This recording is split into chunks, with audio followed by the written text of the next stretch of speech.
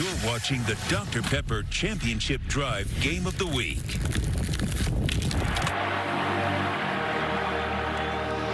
First play of overtime. Ball came out. It did, and Texas Tech has it. For the win. Texas Tech, high snap, kick up, kick. Good! And the Red Raiders celebration can begin. I'm telling y'all right now, the country's going to find out. Everything runs through Lubbock. You got to embrace the hate. Like, you can't just sit back and keep taking punches. At some point, you have to go hunt. You have to punch back, and you have to fight back. This is going to be their last year in the Big 12 Conference, so to get a win for us would be huge. What the Red Raiders bring every time they play us is just something I've never seen before in my life. It's bad blood. In the past, it's been a really physical game. Texas Tech beat us last year, so it would be great to get, redemption on it. A win means so much to this university, especially sending Texas out of this conference. It'll obviously ruin their chance to make it to the college playoff, so we'll be very, very happy getting this done.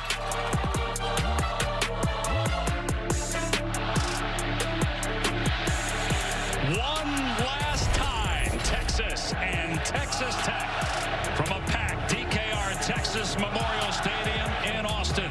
The 7th-ranked Longhorns. And the Red Raiders have won 3 straight games. Now let's check in with Tom, standing by with Sark. Well, Coach, your team found a variety of ways to win football games this year. What did you stress with this team this week to get one last win in the Big 12? Well, there's so much that's coming into the game with senior night, trying to play to get in the Big 12 championship. We just talked about poise and composure. All right, something we've done really well on the road. We want to make sure we bring it back home. You've played outstanding defense versus a run all year long. In comes the 3rd leading rusher in college football. How do you minimize the impact of Taj Brooks? Well, we need to control the line of scrimmage, and hopefully we can do that with our front, because we're going to need to deploy some safety help for these big wideouts outside. All right, thanks. Good luck. Thank you. And on the other side, Tom, you got Joey McGuire, year 2 for him. Won 8 games last year. They were ranked coming into the season, but they struggled out of the gate. They were 3-5 at one point, but they won 3 in a row. The last time they won 4 in a row in Big 12 play was back in 2013. Texas won the toss and deferred, so the Longhorns will kick it off to Texas Tech to start the game. And in talking with McGuire this week, he completely downplayed the rivalry. He said they haven't talked about it at all. Question is, do you believe him? I don't think so. I would imagine there is a passionate pregame speech inside that Texas Tech locker room when DKR is lit tonight. Black Friday, championship implications. It don't get any better than this, Mr. Pash. Texas is ranked 7th, but a lot of the Texas Tech players were indicating to the student section that they felt that Texas was number 1 in pregame, if you get my drift, and that got the Longhorn fans fired up. Here's Dre McCray on the return. Gets past the 20 and dragged down at the 22 by Austin Jordan. So Baron Morton started 6 games this year. He's 5-1, and the only loss came in a game in which he got hurt against Kansas State. He hurt his shoulder initially in the 3rd game of the season, his first play in that game.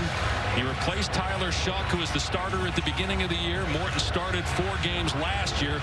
Not only is he ranked 156 in the ESPN 300 2 years ago, he's the highest-rated quarterback recruit ever at Texas Tech, and that includes Patrick Mahomes. Morton going to throw a receiver screen on 1st down to the running back, Taj Brooks. Knocked out of bounds. They're going to have to get creative against this Texas defense. Awfully hard to do what they do best, which is just running it between the tackles. Zach Kittley, the young offensive coordinator, they've had to change the identity of who they are offensively. So we've got an injury here on the opening play of the game. Looks like Ryan Watts. He faced injury earlier in the season. We mentioned this, kind of teased it in the open, but some of the injuries this year for Texas include Jonathan Brooks, who 2 weeks ago tore his ACL on Saturday Night Football against TCU. So they have a true freshman running back in C.J. Baxter, who they love, but obviously Brooks is out for the year. Quinn Ewers, their quarterback, is back. He missed time due to injury. They've been able to overcome those injuries for the most part this year. Ryan Watts been a player that's been banged up throughout the course of the season. They've had a lot of different guys shaken up in the secondary of this defense. He's got great size and physicality out there at corner. There's Brooks, who tore the ACL on his right knee in the second half of that win against TCU, a game in which Texas almost let the lead slip away. Happened against Kansas State. They're up 20. Wildcats crawled back, ended up forcing overtime. But Texas still won those games. The one loss came against Oklahoma, 34-30, and they won 5 in a row since. The last time they won 6 straight games was the last time they appeared in the Big 12 championship game, and that was back in 2018.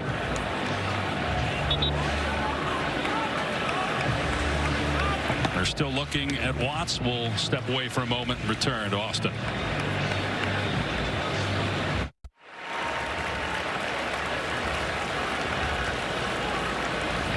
So Ryan Watts up, which is a great sign because he was flat on his back for about 3 minutes. But walking under his own power, very encouraging after we saw him go down about 5 minutes ago. Here he is. He's going to fight through a block, and then he'll make some contact with the back of Anthony Hill Jr. It's tough to tell exactly what happened, but to your point, Dave, great to see him able to walk off the field under his own power.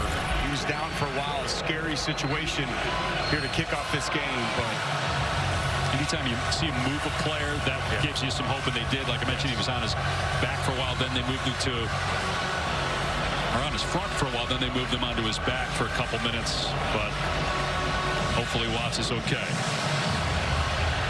So 1-yard gain on that screen pass to Taj Brooks, his 21st catch of the season. He's in the backfield now on 2nd down and 9. Morton on the move, and pass is incomplete as Xavier White could not come up with that. Certainly looked like a catchable ball. 3rd down.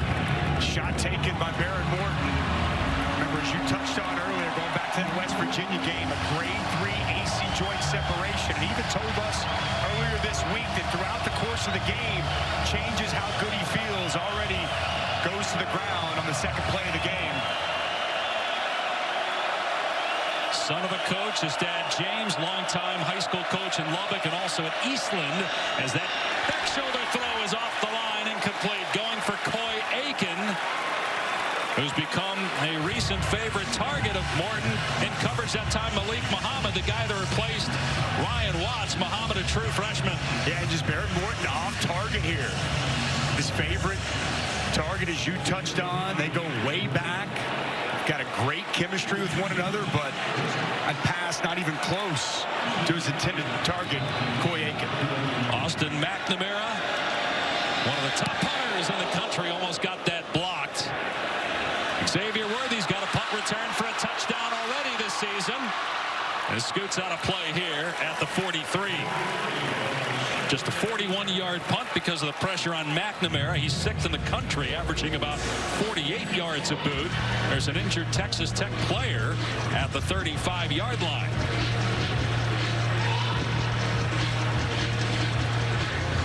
Jackson Knotts, the injured Red Raider. So we played less than a minute. We've already had 2 stoppages for injuries. And Knotts is the long snapper on punts for Texas Tech.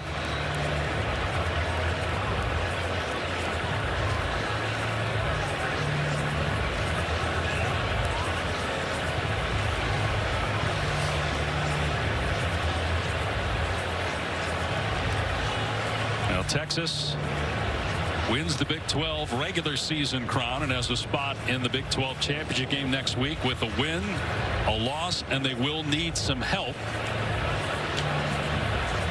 Games tomorrow, obviously. ABC Friday Night College Football is brought to you by Dell Technologies. Bring your ideas to life with Black Friday deals at Dell.com. And the new film from Illumination Entertainment, Migration. Texas Tech's Tony Bradford Jr. organizing a turkey giveaway earlier this week for those in need in Lubbock. He is a finalist for the Pop Warner Award, which goes to the individual who most impacts his community and impacts youth. He's very involved in his community and also wants to get into law enforcement when his playing days are over. Quinn Ewers is back, his third game back from that shoulder injury that cost him 2 games. Malik Murphy 1 game against BYU and Kansas State after Ewers hurt his shoulder against Houston last month. He's going to throw on first down. It's caught by Xavier Worthy to the 44 of Texas Tech. That's the 66th catch for Worthy, 3rd of the Big 12 in receptions. Well, Texas runs the football so effectively. Just putting that ball in the belly of C.J. Baxter gets those linebackers up. Middle of the field's wide open.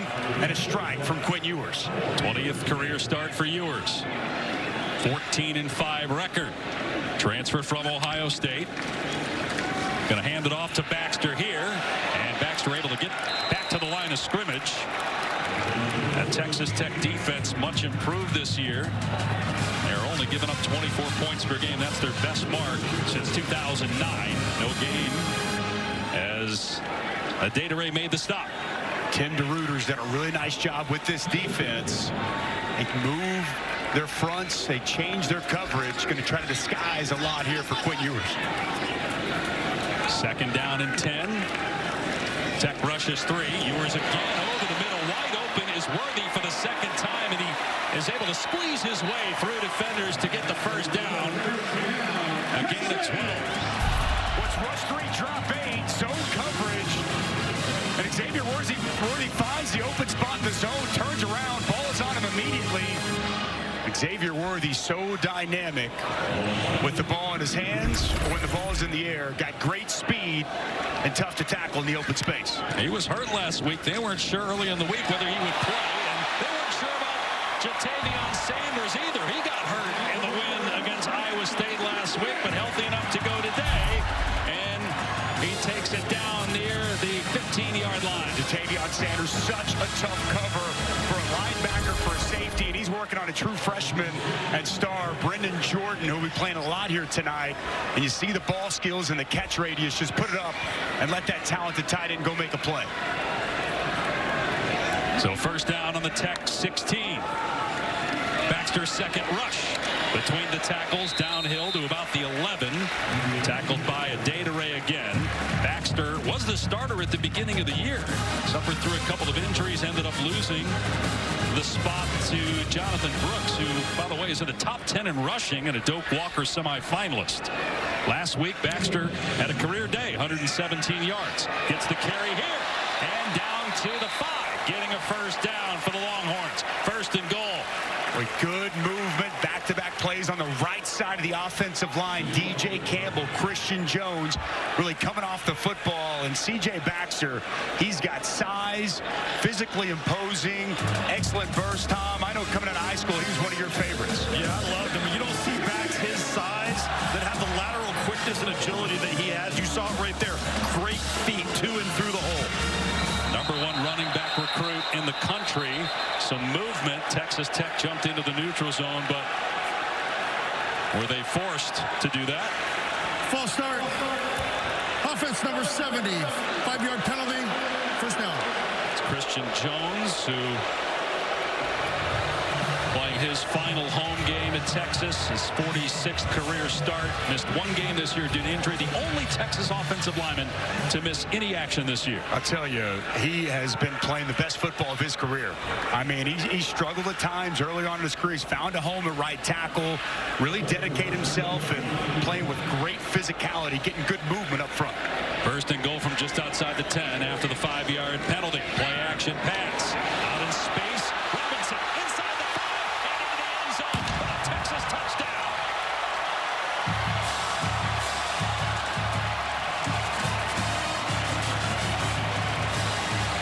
His first career receiving touchdown came last year in Lubbock. His first touchdown of this season comes here in Austin against Texas Tech.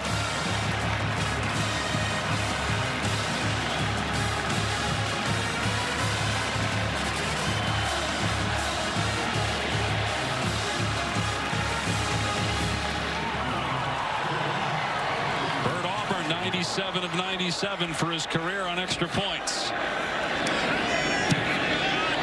And after a 7-play, 56-yard drive that took just over 3.5 minutes, Texas on the board first. Well, it starts with the motion from Jordan Whittington, a staple of what Sark wants to do. And watch Keelan Robinson just going to sneak his way outside. They're going to motion over, then work his way back across. Jordan Whittington, Adonai Mitchell going to be lead blockers on the perimeter. And Keelan Robinson is an absolute jet. So much speed and explosiveness on the perimeter. And this is vintage Steve Sarkisian. Utilizing motion, create the matchup that he wants, get the ball to his playmakers out in space, and caps off a picturesque, perfect drive to kick off this big night here in Austin. It's really picture poison, isn't it, guys? Sorry, Dave. You see the mismatch he gets going on between the run game action in the backfield, then the players in space. They're just so talented at all the spots. You don't know where to defend. There's a great mix right there, Tom. Throwing the football, getting the ball to Xavier Worthy, Jatavion Sanders. You get a little dose of C.J. Baxter, and then a touchdown to Keelan Robinson. McRae on the return. Tripped up at the 10, grabbed at the 15, and down he goes.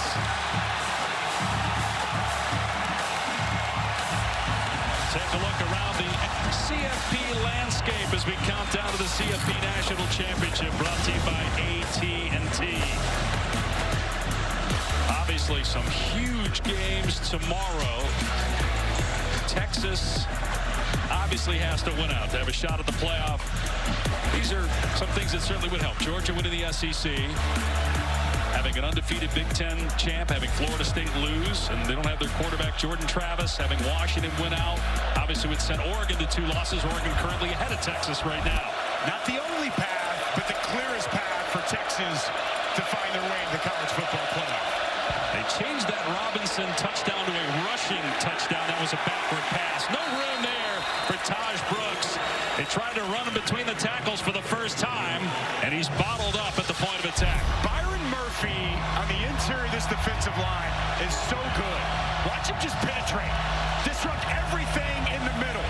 Doesn't make the tackle, but he makes the play. Allows Jahdae Barron Sorrell to get on the tackle. You better have a plan for number 90 and number 93 when you play this Texas defense. Out of the backfield, Brooks. Stood up by Jalen Ford, and then gang tackle at the 18-yard line. Little extracurricular activity, and there's a flag. It's going to go on Anthony Hill Jr., I think. Just a little bit amped up here tonight. You could tell Texas is taking the field with some serious intensity. I think emotions might have got the most of Anthony Hill Jr. here at the end of this play. That would give Texas Tech a first down, and plays like that can change momentum. After the play was over, unsportsmanlike conduct, defense number 0. That's his first unsportsmanlike foul of the game. 15-yard penalty, automatic first down. See if Anthony Hill is taunting Taj Brooks after the tackle, and that's why he got flagged. Yeah, can't do that. And lean over, yelling at the player on the ground's face, kind of got a knee in there. Just, again, a lot of intensity, a lot of emotion. Got to keep it in check. There's Brooks, got some room off the edge. Lowers the shoulder on the defender. And a gain of about 8 yards. That's a hard run. Brooks leads the country in forced missed tackles. That's 87 now on the year. So tough to tackle. 5'10", 230. He's a bowling ball with really good vision and contact balance. Morton now running. And he dies for the first down of the 45. Tripped up by Derek Williams. Talked about how a play that shouldn't happen and unsportsmanlike conduct where you're just asking for a penalty can change momentum quickly. And now Tech on the move, but Morton is hit. However, he's not sacked. He gets out of there, and his pass is caught near midfield by Mason Tharp, and he gets positive yardage. A gain of about 5. Ethan Burke should have had a sack. Well, I'll tell you what, just the fact that Baron Morton evades the initial defender, Burke, and finds his quick 6'9" tight end. What a play. Morton in trouble again. He's got a receiver downfield. And it's picked off.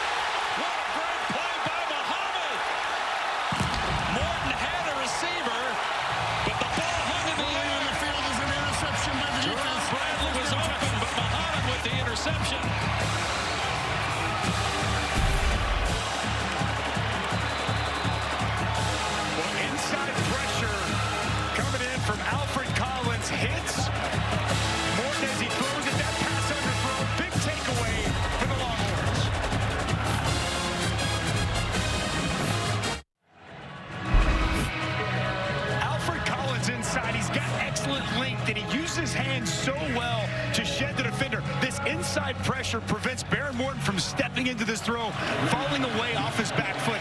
He had Jaron Bradley open down the field, but it's Malik Muhammad, the true freshman, who comes up with a huge interception, who's in the game for Ryan Watts. The inside pressure forced the poor throw. It's a big takeaway for the Longhorns. Ewers setting up off-play action. And again, the receiver open in the middle of the field. This time it's Adonai Mitchell. And it's a gain of 15 to the 46-yard line. Adonai Mitchell just really has turned into a quality route runner, working back to the football. See him attack that ball in the air, strong hands. I'll tell you what, boy, Quinn Ewers is on point here tonight. Now, Ewers, one of the things that he's really worked on, his accuracy. He was under 60% completion rate last year. This year, he leads the Big 12. And he's perfect so far in this game. It's Jordan Whittington to the 48-yard line. Whittington going through senior day for the second time. He's had a lot of injuries that he's overcome, and coaching staff told us he is the most respected guy in that locker room. Caught his first touchdown of the year in a win over Iowa State last week. Gets the catch here. Ewers on target again. Another Texas first down to the 36 of Texas Tech. And to your point, Dave, there's no better compliment for a player from a coach and teammates than to say you're the most respected player in a locker room. I mean, that's what you strive for. That's what you hope for, and he's done it through so much hard work. And he's a key piece of this football team. And right now, this Tech defense on their heels as everything Steve Sarkisian dialing up seems to be hitting. 6 of 6 for Ewers. Going to work again. That time overthrows Jatavion Sanders and pressure in his face. Taylor Demerson in the backfield that time for Tech. Well, Ewers mentioned that he worked on his accuracy, worked on his body, dropped some weight. You know, he told us when we had him early in the year that last year he thought at times when he looked back, he said, I took things for granted. I didn't work and take it as seriously as I needed to. That has completely changed this year. Taking complete ownership of his team. Teammates say a true leader, and man, has it paid dividends with his play. Baxter up the gut to the 32. Gain of 4 on the play. It's a big third down here for Texas Tech's defense. They've been on their heels, opening 2 possessions. Texas kind of just had their way both on the ground and through the air. Haven't really seen Quinn Ewers under much pressure, under much duress. Been a clean pocket. Ball's been coming out quick. Can Tim DeRuyter dial something up and put some pressure on Quinn Ewers? Ewers gets rid of it quickly, and the catch is made. And it looks like it's going to be right at the line again. Braylon Lux came up with the ball, and they're going to say an interception. Worthy had the ball, and actually looked like he had made the catch, but then Lux ripped it away, and they're saying Texas Tech ball. First interception for Lux. First down. Some pressure here. Brendan Jordan, the safety, is going to come off the edge. Let's see what this looks like.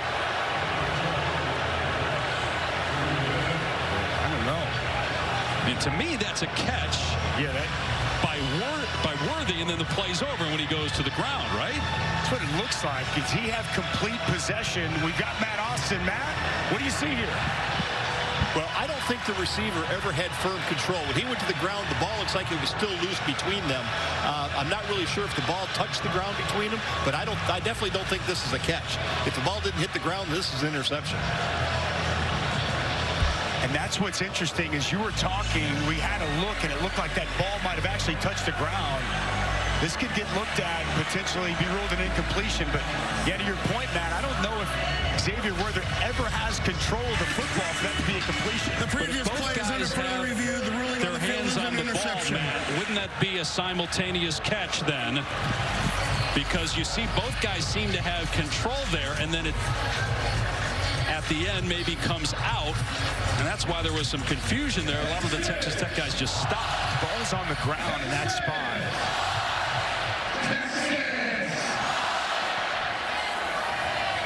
I think this might be an incompletion. And you see the ball sitting there. The question is, does anybody have control of it at that point?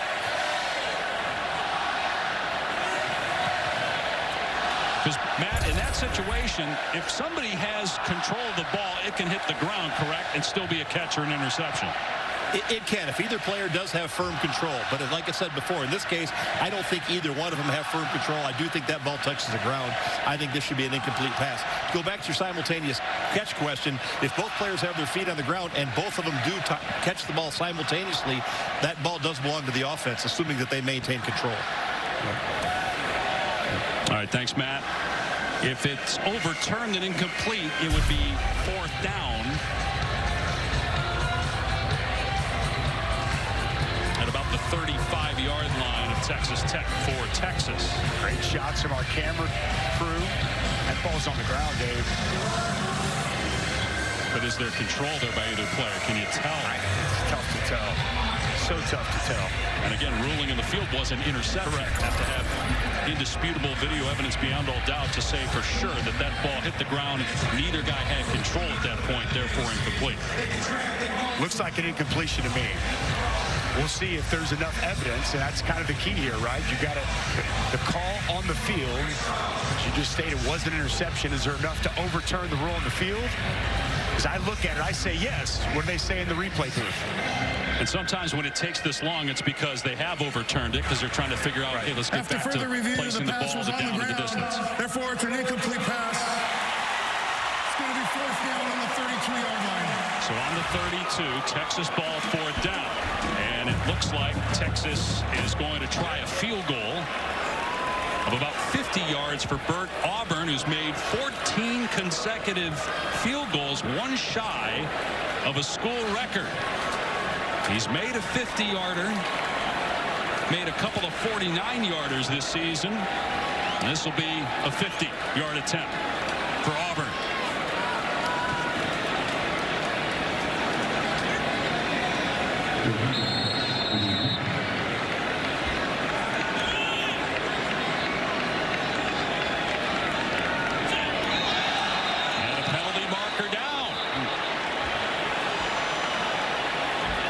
Texas up 5 yards. Cole Hudson moved. False start. Offense number 54. 5-yard penalty. 4th down. And for Auburn, this will be a 55-yarder. If he makes it, it'll be the longest of his career. You see the movement there by Cole Hudson off the right side. They may change their mind and want to punt this now, Dave. Yeah, in fact, that's what they're doing. The way they're playing defense, they should. Yeah, try to pin them deep.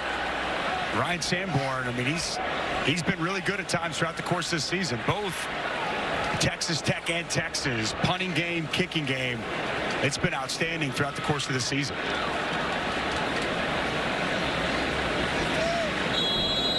Ryan Sanborn, transfer from Stanford. Xavier White is deep for Texas Tech. Gets out of the way. It was hit by a Texas player around the 8-yard line. Controlled at the 12. Keelan Robinson there first. Now a quick word from Cars.com. How to find the right car for you. Go to Cars.com. Read expert reviews. Find your off-road possibility on Cars.com. So an interception by Texas Tech, overturned by replay, and then a penalty on Texas forced the Longhorns out of field goal range. They punt the ball. They're hoping for a little better result there, punting it from the Tech 38. And the Red Raiders trying to run it. And again, the power of Taj Brooks. He was dead to rights at the line of scrimmage, but at 230 pounds, guy that's gotten stronger, lost a lot of that body fat that he had last year. He was able to drive the legs for 5 yards. Some patience and vision, not much there, but he finds a little sliver of daylight, and he gets a nice pickup on 1st down. 8 100-yard games in his last 9. The only game he didn't get 100, he had 98. They run him again, and again he's able to make guys miss in the hole. A helmet comes flying off. It was his. He's going to have to go to the sideline for a play here. They do get the 1st down, but Brooks will have to sit out a play. Well, it's a physical run here by Taj Brooks. To pull the backside guard around. Brooks runs through an arm tackle from Alfred Collins.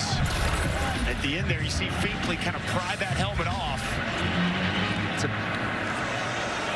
Brooks will check out of the game here for a play, but you can already see the physicality and toughness running style of Taj Brooks on display here early. This is a homecoming for him. He grew up 15 minutes from the stadium. Did not play in the game 2 years ago. He was injured.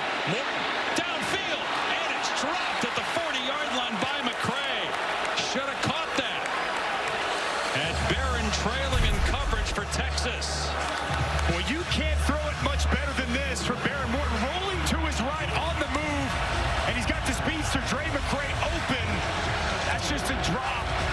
You got to pay that off and find a way to bring that pass in. He couldn't place it any better than that, Tom. What a throw. Great throw on the move. You can see the natural arm talent. And when you're the underdog on the road, you cannot afford to make those misses. That's 2nd and 10, 5 minutes to go. First quarter, 7-0 Texas. Valdez getting the carry and brought down by Trill Carter after a short gain. 3rd down and 7 coming up for the Red Raiders. They won 6 straight November games. That's one of the differences under Joey McGuire. They've played better as the season has gone along. 8-5 record last year. 6-5 this year. They won 3 in a row. Let's see what Barron Morton can do here on 3rd and 7. Boy Aiken up top, isolated. It's his go-to guy. And Valdez staying in the game again here for Brooks. Morton in trouble. Sack! Jet Bush with the takedown. A loss of 10 at the 16. With Jet Bush on senior night, the veteran. I want you to watch the move. He's going to start here, and he's going to reverse out the nice little spin move. Little inside-out move, set him up inside, get that ice pick and the tackles back, and a big 3rd down sack from Jet Bush. Texas Tech's got a different long snapper out there because Jackson Knotts got hurt, and the punt by McNamara takes a huge Texas bounce. It checked up back into Red Raider territory. It's only a 28-yard punt for a Ray Guy Award candidate, Austin McNamara. Well, tomorrow on ESPN, number 5 Florida State takes on Florida, 7 Eastern, then on ABC, number 1 Georgia against Georgia Tech, 7:30, and the next Sunday, college football playoff selection show. Who will make it into the top 4 spots? Remember, it's the best 4 teams as we start to look at all the possible scenarios with regular season games left and championship games as well. Is it the best 4 teams or a combination of the best 4 and most deserving 4? You go undefeated in college football, you deserve a spot in the playoff. That's all I'm saying. Obviously, Texas still a chance to get in the college football playoff. No team has ever made it with 2 losses. Ewers in trouble, flips it downfield. And what a catch by Sanders. What throw to Ewers, backpedaling. As Ben Roberts was trying to track him down. It's a gain of 22. Well, they're going to dial up the pressure. Ben Roberts coming in. And then you'll see Josiah Pierre try to make up ground and locate Jatavion Sanders. But that pass thrown out in front where Sanders can run, get it. Great throw by Quinn Ewers under pressure. And this might be a double pass. It is worthy. And it should have been picked off. It was dropped on the goal line. Malik Dunlap, who has 3 interceptions on the season, had a crack at it. Well, they do this quite a bit. Xavier Worthy throwing a lot of double passes in his career, and this is one that Malik Dunlap, he's going to lose some sleep over. This one hits the big 6'3" corner right in his hands. Chance to have a game-altering type of play here in the first quarter. But he drops it. Second drop. Once offensively, now defensively for the Red Raiders. Jaden Blue up the middle. 8-4. Blue getting more carries with the injury to Jonathan Brooks and Baxter being elevated to the starter position. Adedire with the tackle, and it'll bring up 3rd down and 6 here for UT. The thing I like about Jaden Blue is he checks out. He's more of a speed, home run hitting type of guy on the perimeter. But last week, there was a 4th and 1, a 3rd and 2. He said, I want the ball. And you saw some of the physicality there on 2nd down. Well, Quinn Ewers has been brilliant so far. Just 1 incompletion. 3rd down and 6. From the pocket. Over the middle. Some contact between Dunlap and Whittington. No flag. It'll be 4th down. And here comes the field goal unit. Back-to-back holds by the Texas Tech defense inside the 35-yard line. It's good coverage down the field, and Dunlap working one-on-one on Jordan Whittington. A nice job by Adederay to step right in that passing lane of Quinn Ewers and really make that vision tough on Quinn. Good stop by the Red Raider defense. And the 5th leading scorer in the country, Bert Auburn. 34-yard try. And Auburn has made 15 consecutive field goals, matching a Texas record. 10-0 Longhorns. It's also his 24th made field goal this season, tying Hunter Lawrence's record. We mentioned the 15 straight. Phil Dawson, who I think still playing in the NFL. Not a bad kicker, Phil Dawson. Phil actually retired just a couple years ago, but he was kicking into his 40s in the NFL.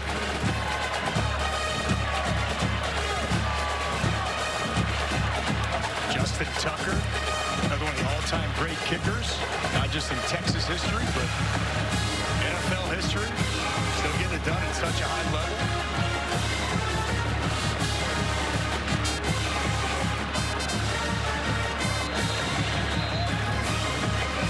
Texas has won 6 straight home games, the best since they won 16 in a row from 2007 2010. It's their final Big 12 home game. They win tonight. They are in the Big 12 title game in Arlington. Opponent to be determined tomorrow. Could be a rematch with Oklahoma depending on what happens. The Sooners won today. And here's Dre McCray out the gate. Kicker to beat.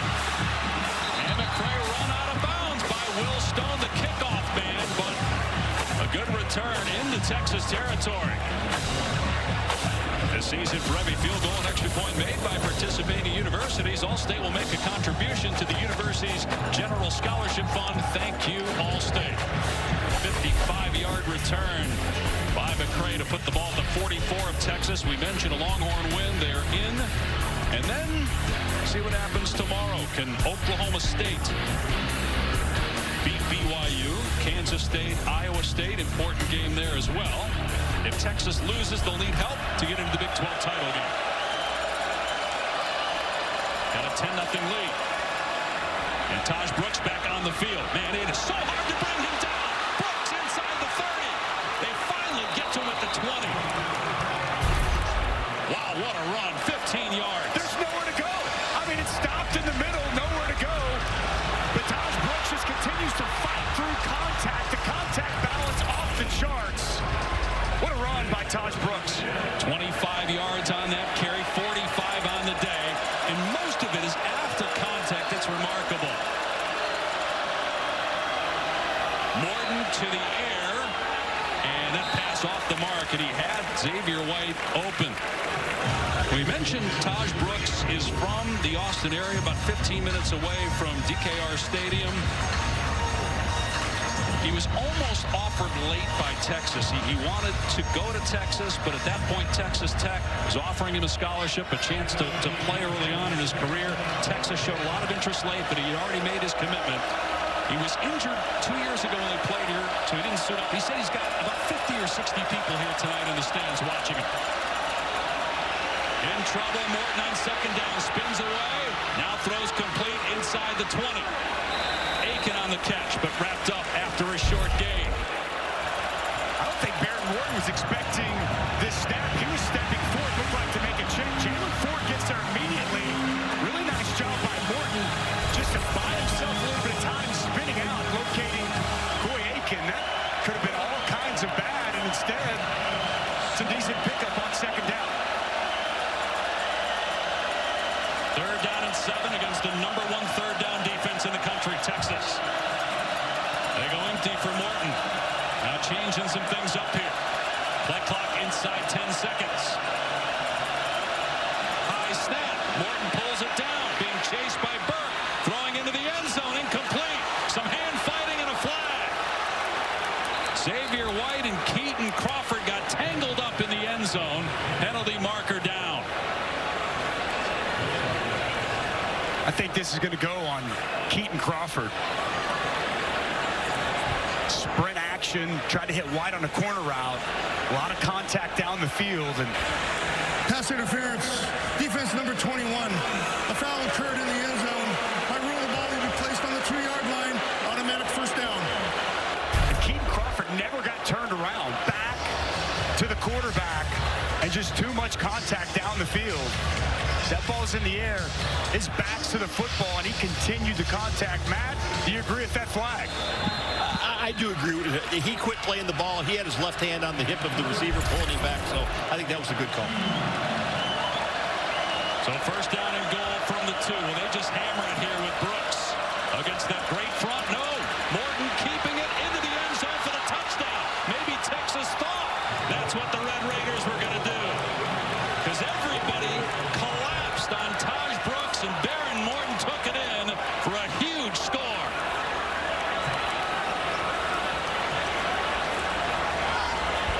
What a response by Texas Tech.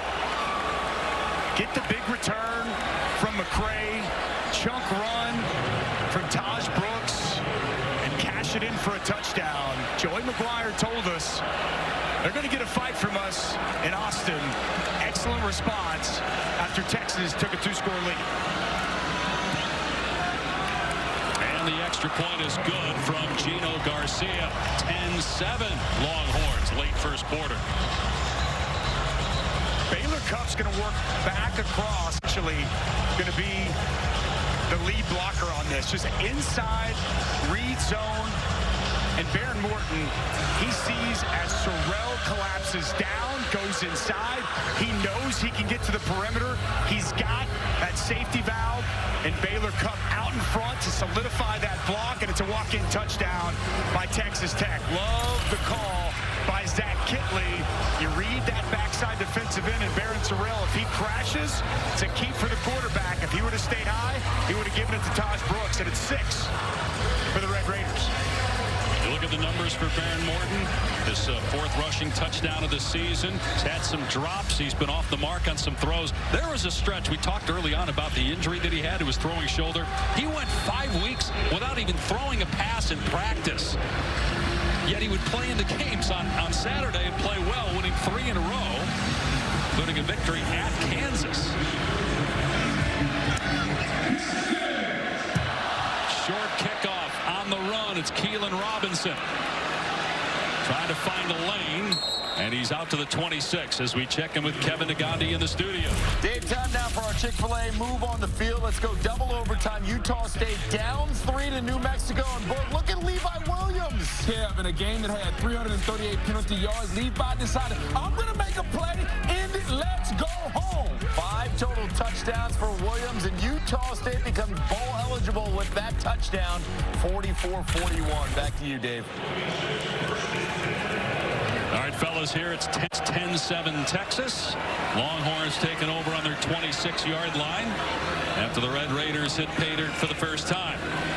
And Ewers throwing it out in space to Jaden Blue.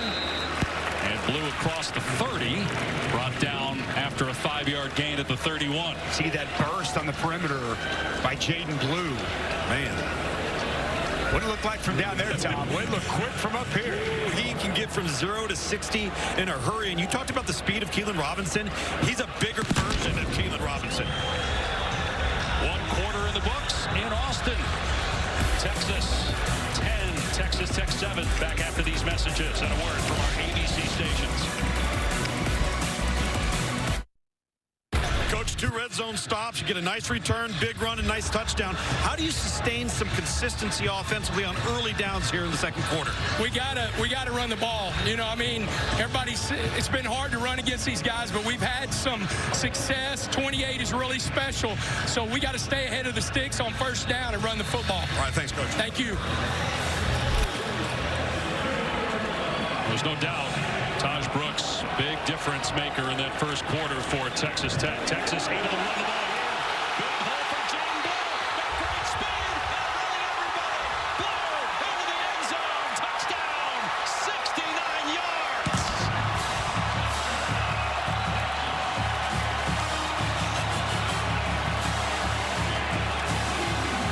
The coaches said he's a home run hitter. That was a grand slam.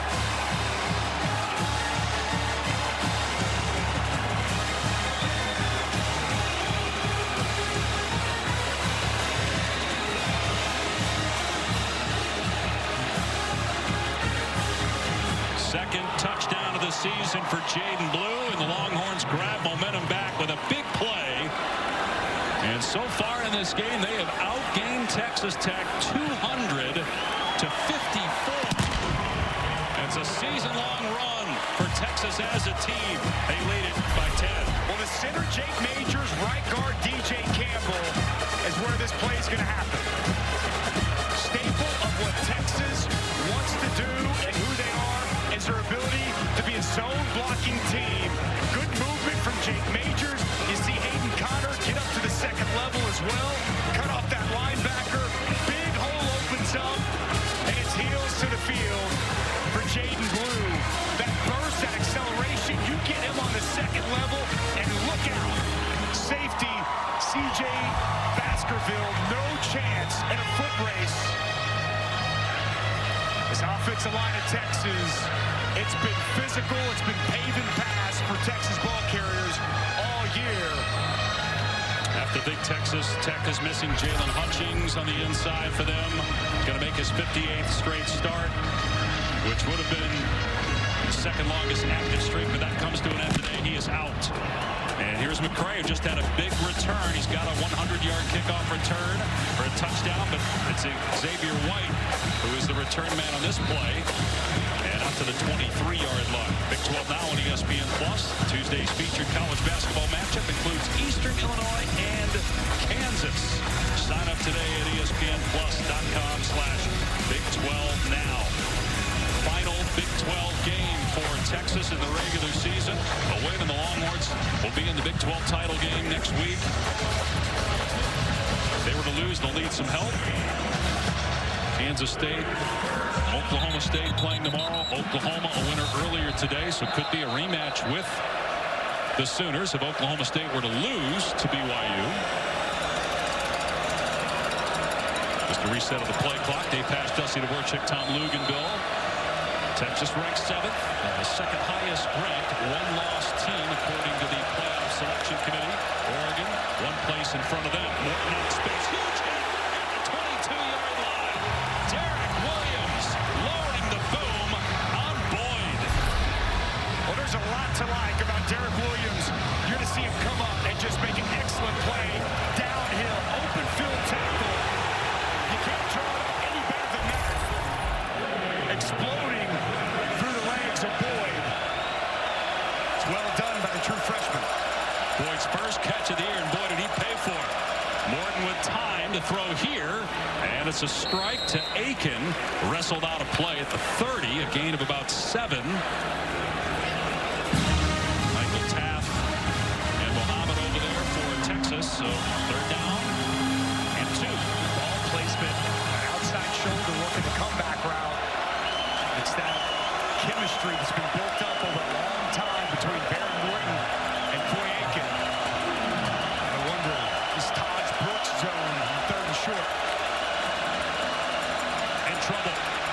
Dumping it off. And close to the first down is Dre McCray. It looks like he's got it. McCray was an FCS All-American at Austin Peay. We talked about his acumen as a returner. Did a good job there to get the sticks after the catch. So on the fresh set of downs, another pass play. Climbing the pocket. And Morton taking off across the 40. Dives out to the 46-yard line. It's a first down and a gain of 14. Well, the pass rush lanes break down, and it's good identification by Baron Morton. Brought it inside, spun across the center, opened up a big hole for Morton to take advantage of. Delayed blitz. Underneath pass to McCray. And he's dropped by Jalen Ford after a pickup of 1. I think this deserves mention again. We said this when we introduced Baron Morton. Think of all the great quarterbacks they've had at Texas Tech. Right now, the best guy playing the position, Patrick Mahomes. But Baron Morton is the highest rated quarterback recruit ever signed by Texas Tech. Mahomes played, obviously, a lot of baseball, was a little under the radar at the time as a football player. Morton is definitely talented. We've seen some of that on display here in the first half.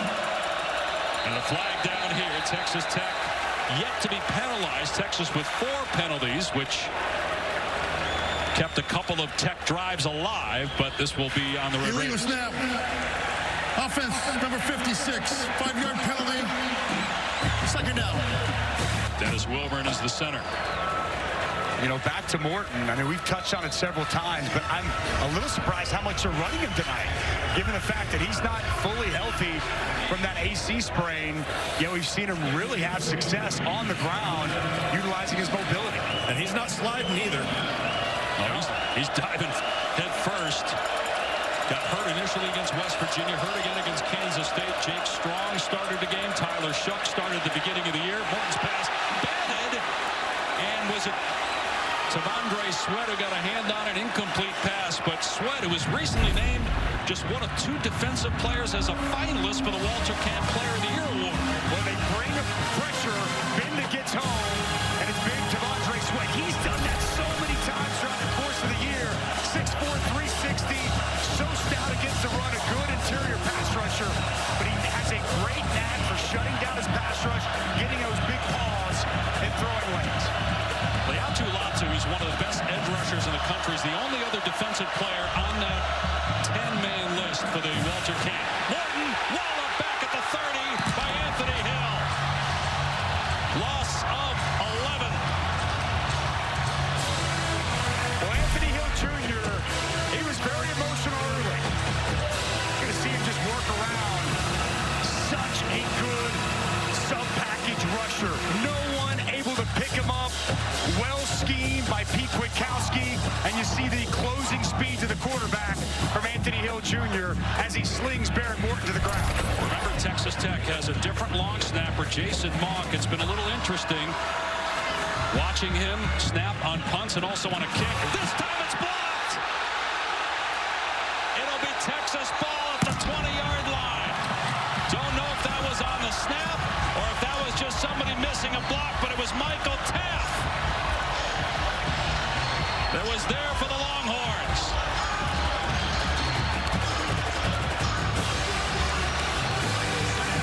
Yeah, and LaFau back there as well. We'll see who gets credited with the block punt. Michael Taff just going to come right off the edge. Times this up perfectly. That snap was a little wobbly.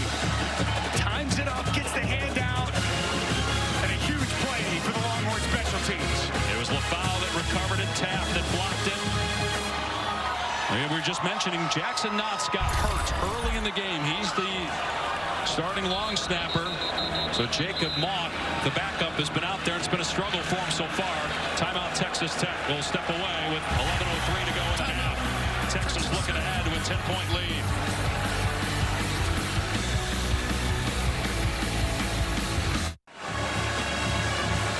Welcome back to Dell Technologies Friday Night Football and the Dr. Pepper Championship Drive game of the week.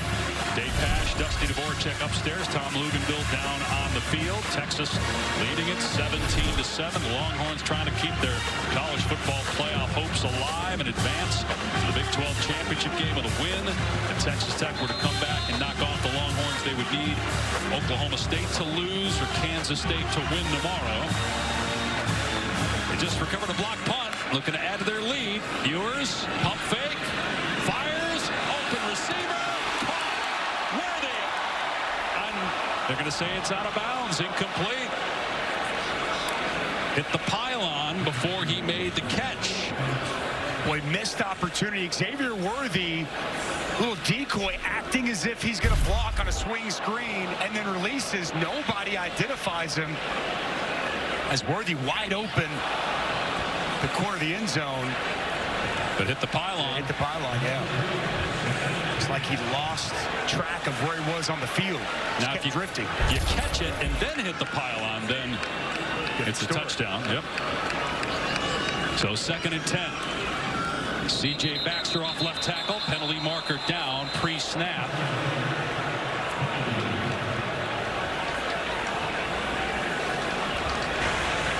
False start. Offense number 78. 5-yard penalty. Still 2nd down. They have almost as many penalty yards in the first half, 44, as they average for an entire game. They average around 48 penalty yards.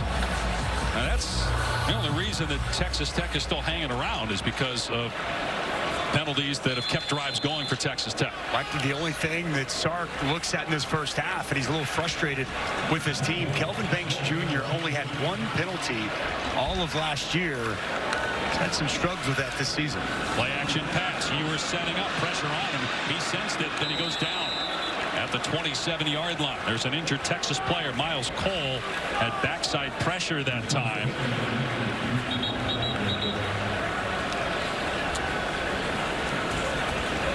Jatavion Sanders shaken up. We mentioned earlier in the game that he was hurt last week. He's been battling injury for a good part of this year. It'll be 3rd and 17 for Texas, and we come back as they look at Sanders. The College Football Playoff National Championship, Monday, January 8th on ESPN. Kick off your Sunday with NFL Countdown at 10 a.m. Eastern on ESPN. Before the Chiefs take on the Raiders, they'll have an all-access look at Patrick Mahomes and Max Crosby's on-field rivalry. Our Monday Night Football game, Vikings-Bears, 8 Eastern ABC, ESPN Deportes. Well, we can report that Jatavion Sanders ran off at the end under his own power. Kind of an awkward landing as 2 Texas Tech players collided. He kind of got caught in the middle of it. Mentioned that he's been banged up a lot this year. So not on the field right now for 3rd down and 17. Quinn Ewers just 2 for his last 6 and 0 for 2 passing on 3rd down. A short throw here to Baxter. And Baxter gets to the 20 before he's knocked down by Taylor Demerson. And so the Longhorns will have to bring on the field goal unit here on 4th down and about 10, and got 2 more injured players, 1 on each side. Brendan Jordan is shaken up for Texas Tech and trying to see the jersey number for the injured Longhorn.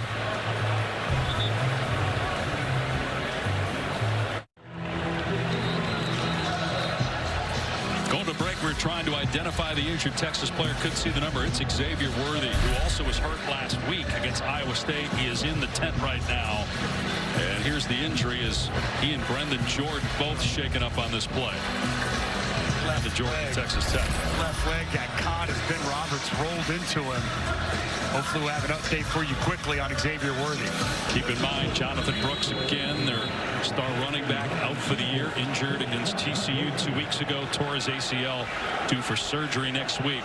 Quinn Ewers missed some time with an injured throwing shoulder. High snap, and the kick is good again for Bert Auburn, who has set the school record all by himself, making 16 field goals in a row, extending the Texas lead to 20-7. Here's Kevin in the studio.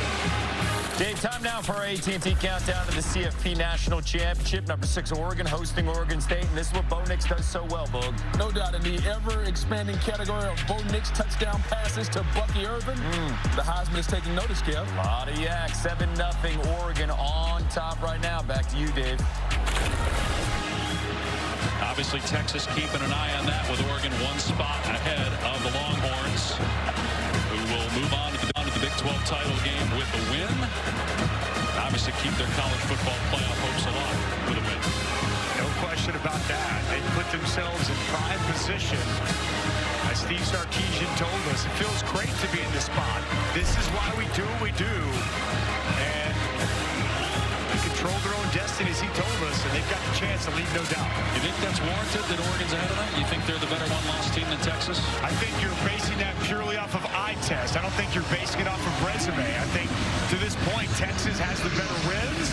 They got the better strength of record, but obviously the committee thinks Oregon's been more impressive. Trying to keep it away from Dre McCray, kicking it to White again. And White will not make it to the 30. Let's get an update on Worthy from Tom. Yeah, guys, Xavier Worthy came out of the tent and has been bouncing around, moving around. It clearly is the lower extremity. It looks like he's just kind of trying to work through any type of range of motion, any type of pain tolerance. So keep in mind, this doesn't just affect the offensive side of the football. It has a big impact on the ability to flip field position and score in the kicking game. So let's see when they get back on offense if he's ready to go. Been a remarkable season for Worthy, a remarkable career with the Longhorns. I see Sark talking to him right now as the defense is out there for Texas. Here's Brooks able to bust it to the outside. And again, welcoming contact from Crawford, but Blackwell came in at the end with the big hit. Penalty flag down, though. Holding, offense number 53. 10-yard penalty, repeat first down. It's on Rusty Stats, the right guard. So that wipes out positive yardage for Brooks. Well, this is a drive killer going from what could have been a nice pickup on first down to now 1st and 20. Stats to Puller coming around. He gets outside of the framework on Alfred Collins and pulls him to the ground. So it's 1st down and 20. Brooks in the backfield. Slammed to the ground. There's Tavondre Sweat.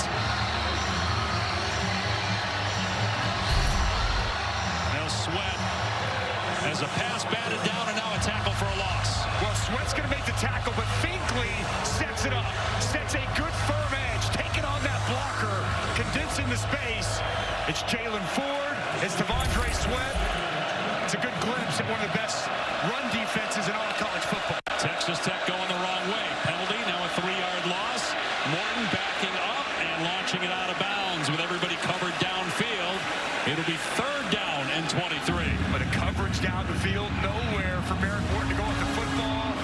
Finkley gets home with a little bit of pressure. And this Texas Tech offense headed in the wrong direction right now. Part of the issue, too, is when he's rolling right, he's never rolling right and forward to push the ball downfield on balance. He's always off his back foot. Well, we've seen that a lot. And he's had guys open downfield, too, just not been able to get enough on the ball. One time he did, and the ball was dropped. They had a dropped interception as well, so Texas Tech not helping itself. Hard enough against this Texas defense. They just concede here and run Brooks back to the 20 for about 4 yards, and so Tech will have to punt. At the 9-minute mark here in the second quarter, Ryan Watts is back in the game. Made the stop for Texas. He was hurt on the first play. And Jalen Ford as well. Jalen Ford very active on that series, getting off of blocks and getting in on tackling Taj Brooks. And Hunting comes out, but this has not been an easy task so far. Xavier Worthy is out there. That's good news. Keep in mind, Texas just blocked a punt and a bad snap earlier. They almost got there again. Worthy with the fair catch around the 43. Just a 38-yard punt for McNamara. Got to wonder about that snapper.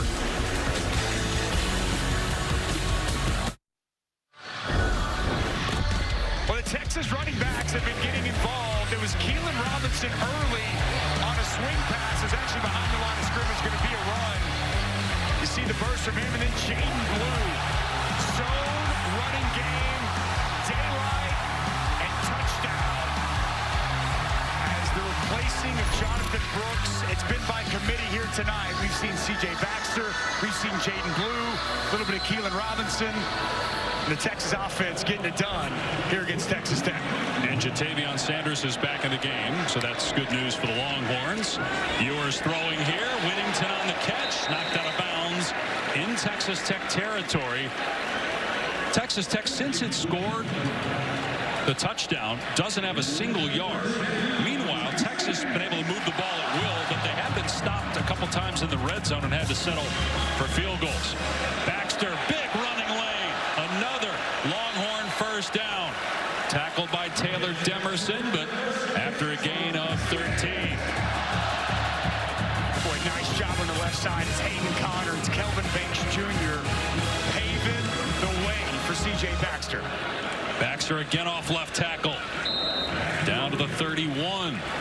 Gain of 4 on the play. Now, last week we saw Quinn Ewers get sacked 4 times. We've really only seen him pressured once. We haven't really seen any negative plays at all in the run game. Texas completely dominating, even though it hasn't had the ball very long. Only had it for about 10 minutes in this game.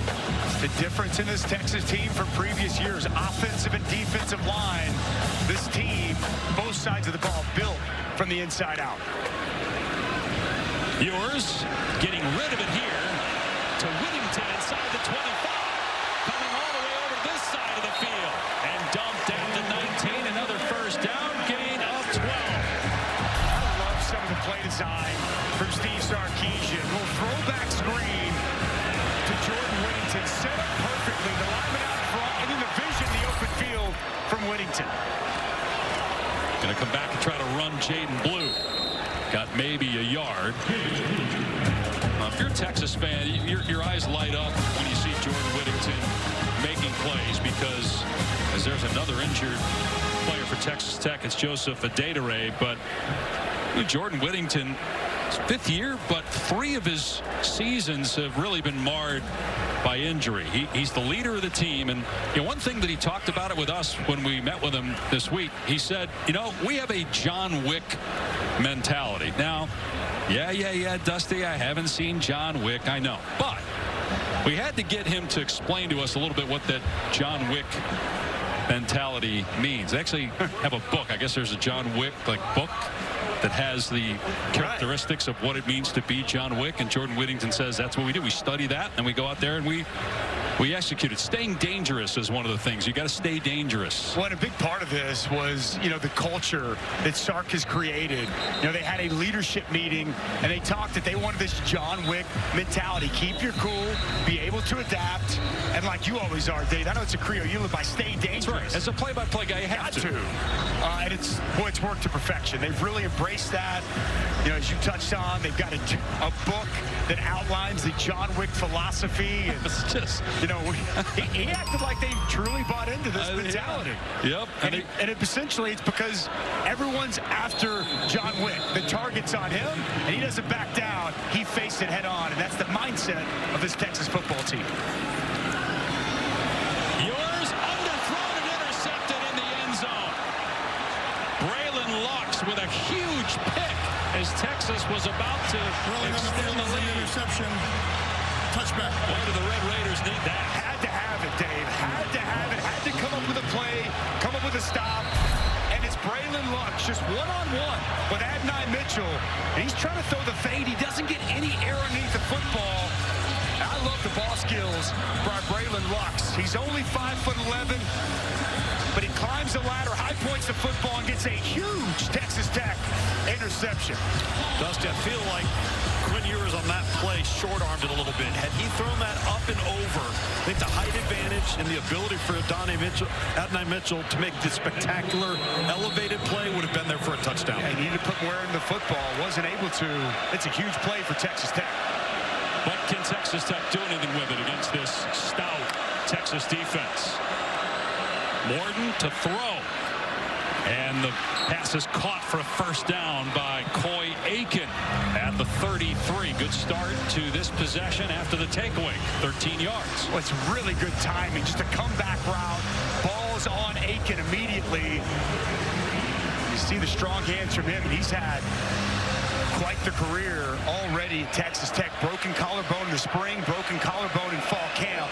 He's fought his way back. Has become a key piece to this Tech receiving corps the last several games. You mentioned the relationship with Morton. They grew up together, they hunt together, fish together, and played football together growing up. Brooks running right. Again, so hard to bring down. It's taken 3 or 4 Longhorns just about every time Brooks gets a touch for those guys to get him down. He only gets 1 yard, but he's delivering blows to defenders.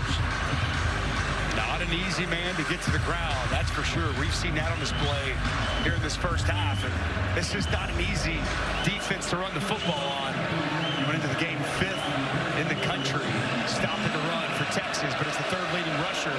Good on good here in Austin tonight. They held Iowa State to 9 rushing yards last week. Texas did. That pass underthrown, and Terrence Brooks got the interception for the Longhorns.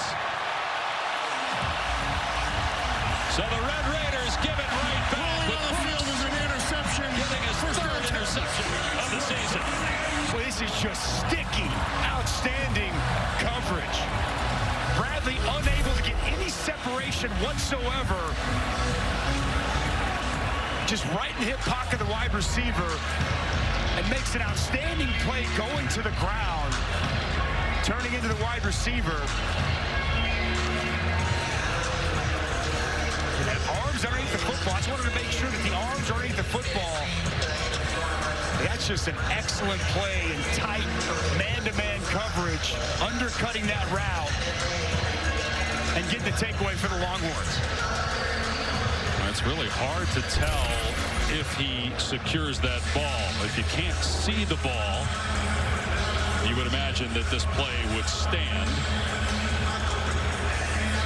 But, man, Texas, they faced adversity in just about every game this year, even games where they previous plays under further review, the ruling on the field is an interception. Teams have come back, but Texas was able to hold on in those games. They turn it over in the red zone. They've had some struggles punching it in today in the red zone, but they come right back with the pick. That's if it stands. At first view, we saw it looked like his forearms underneath the football. This might be the better view from the backside. Does that ball ever touch the ground? I don't see it touch the ground, Dave.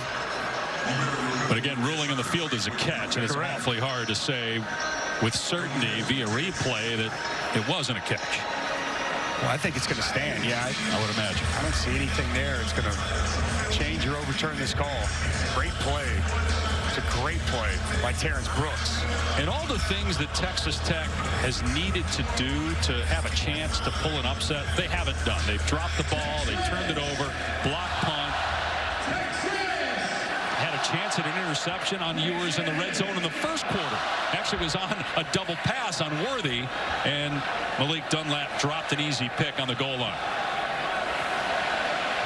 Just don't think there's enough video evidence to overturn the ruling of a catch.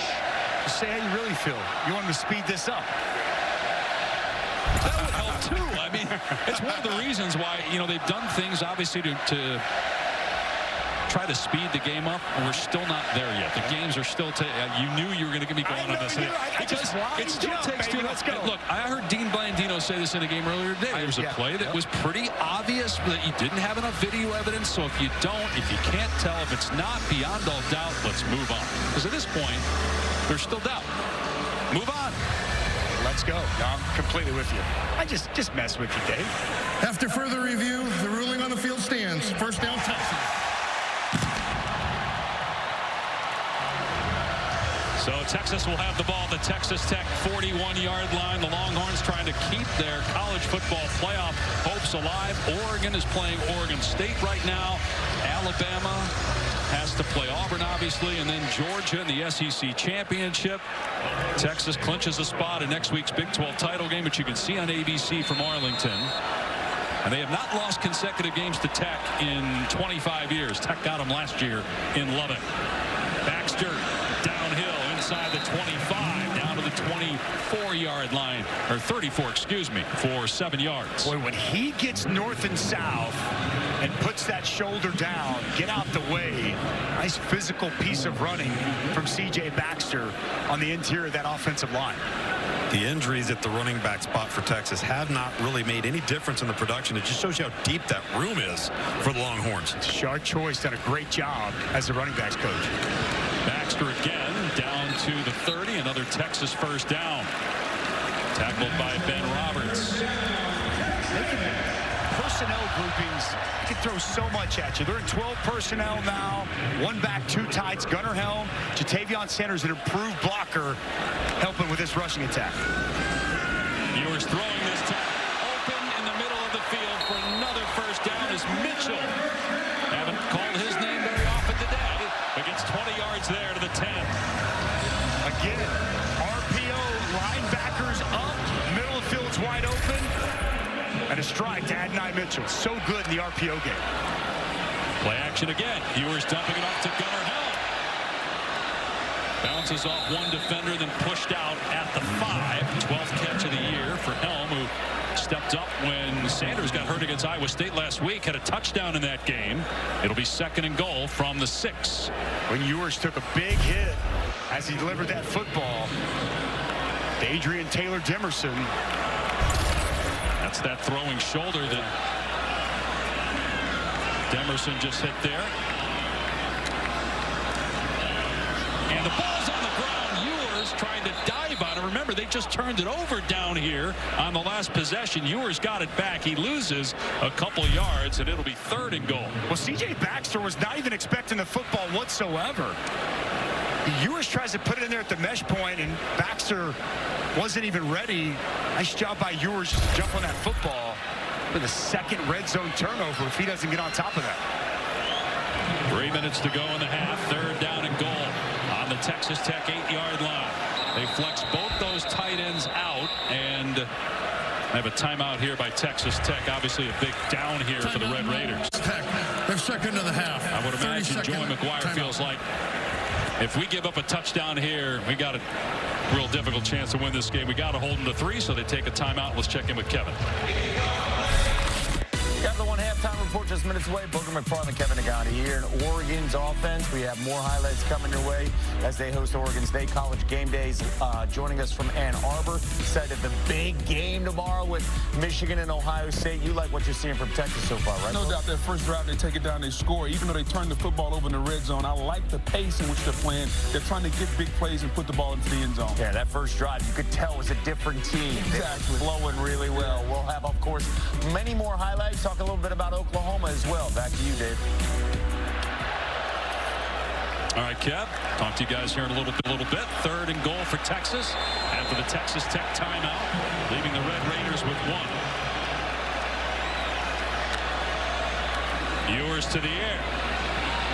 Everybody covered. Ewers throws it out of the back of the end zone as he took a shot back at the 15-yard line from Bradford. It'll be 4th down. Red Raiders hold again in the red zone. It's good coverage. Looked like Jordan Whittington broke open late, but Quinn Ewers unable to find him, and the pressure gets home at the end of this pass play. Nice job by him as Tony Bradford gets the second big hit of that series on Quinn Ewers and throws out the back of the end zone. And so Bert Auburn, who's already made 2 field goals in this game, and now 16 in a row. 26-yarder. And 3 more points for the Longhorns, extending the lead to 16. All right, no cheating, Mr. Dvorak. I have the Carter. Don't look to see what the answer is. They have black trivia questions. I'm over on the other side of the booth here trying to keep you from looking at this. All right, this season, the 2nd time in the history of college football playoff that the same 8 schools have occupied the top 8 spots in each of the first 4 rankings. What was the other year? Ouch. I mean, talk about a difficult question. 2017, I remember it very well. Lugs? I'm going to go 2018. What do you say? I'm going to say 2014, year 1 of the playoff. I have no clue. No, I don't think I have no idea. Ohio State made that late push. 2014. Somebody dug deep this week. Well, you guys have been too easy this year. You guys have been getting every single one of them. Really smart. Give us credit. Jeez. Well, I know you got 41 on the Wonderlic. Tom's Wonderlic score somehow got lost. We haven't been able to find it. It's one of those great mysteries. We'll get Jones on. McCray and White are deep. This will go into the end zone for a touchback. All right, should we answer this thing now? What you got? All right, let's answer the Aflac trivia question. 2nd time in the history of the college football playoff, the same 8 schools have occupied the top 8 spots in each of the first 4 rankings. What was the other year? You say 18, Tom said 17, I said 14. What do we got? I said 17, Tom said 18, you said 14. Oh, Tom. Look at Tom. You did not know that. What do you mean I didn't know that? Did I just get it right? Great job, Tommy. Thank you, buddy. You and I just hang together. Well done. We'll overcome Dave. Taj Brooks on 1st down. Pushed back. Jalen Ford, Alfred Collins in there. Haven't talked a lot about Jalen Ford. Was at one point up for the Dick Butkus Award. Keeps a picture of Dick Butkus in his wallet. He would so badly wanted to win that award. He was a semifinalist. And the 1st down, Brooks trying to go up into the air. And Jaron Thompson got him to the ground, but it is a 1st down. Clock will continue to run. We're outside 2 minutes to go. 1 timeout remaining for Tech. Trying to go tempo here. Brooks again with room between the tackles. And up to the 42. Tight end insert there. Baylor Cup coming in almost like an ISO block on the linebacker. Productive running here. False start, right guard. As soon as you get something going here, then you shoot yourself in the foot. False start. Offense number 53. 5-yard penalty. 2nd down. Rusty Stat's got a bad stat today. It's his 2nd penalty here in the quarter. He had the hold earlier whenever he pulled around on an nice Taj Brooks run. And, really what they want to do is get this Texas defense on their heels. Not let them get their cleats in the ground. You saw the breakneck pace that they were moving at. This just absolutely kills what they had going with this drive.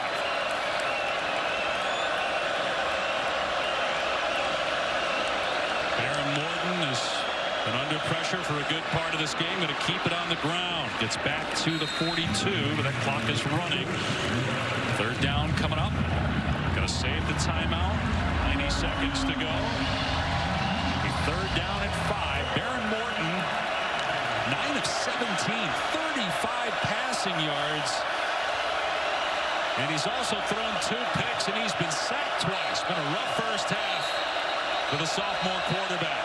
Now a Texas timeout. Timeout. Texas. Their first of the half, 30-second timeout. So 1:12 remaining. We've had Texas several times, and boy, they've looked impressive every time we've had them. Do you feel like, as you look at the rankings, since we just talked about the top 8, you feel like 7, is that accurate, or you see them as a top 5 team? Look, I think right now you could put them at 6, you could put them at 7. I think that resume-wise, they should be ahead of Oregon. If you just look at strictly resume, go eye test, Oregon has been more impressive in some of their wins. But I think Texas has the best win of the season going into Tuscaloosa, and what they're able to do, beating Nick Saban's team by double digits. By the way, no one else has ever done that since Nick Saban's been the head coach at Alabama. So, I think it's potato. If you're more of a resume person, I think Texas should be 6. If you're more of an eye test person, I understand why you put Oregon there at 6. You would think most of it will sort itself out. Usually does. Third down and 5. Morton's pass is caught short of the sticks, though. Aiken did not get the first down. It's 4th down. Big hit by Thompson and Holmes. And at this point, Texas Tech has to go for it, right? I mean, look, that's what Joey McGuire does. I don't know if it's right now. It's just pretty much all the time. This is the MO of Texas Tech. Very analytics-driven. Tell you what, though, you don't get it. You give a short field to Quinn Ewers in this offense, you can make a 2-score game, a 3-score game very quickly. Morton rolling out. His pass short of the sticks again to Brooks, and tackled by Hill. The clock will stop on the turnover on downs at the 45 with 31 seconds left. Boy, Anthony Hill Jr. has just been all over the field. And it's excellent identification of Taj Brooks out of the backfield. Watch him right here. Just going to mirror Taj Brooks as he comes out of the backfield, works his way over the top, and the closing speed to the football, and it's catch tackle in front of the sticks. He had a big 3rd down sack earlier. Now a big 4th down stop. The true freshman playing like a veteran here in this game tonight. Dusty, on both 3rd and 4th down, the passes were thrown short of the sticks. That on the quarterback, that on the receivers, combination. I think it's a combination of both, man. You've got to push that route up to the sticks, and if you're Baron Morton, you got to recognize exactly where those sticks are. Ewers going downtown here in the first play. Incomplete. Trying to hit Worthy. Dunlap in coverage. 26 seconds to go in the half. Malik Dunlap, good cornerback here at Texas Tech the last couple of years. Good position. Kind of mistimed his jump there. Jumped early. But Xavier Worthy kind of limping off the field after that deep shot attempt.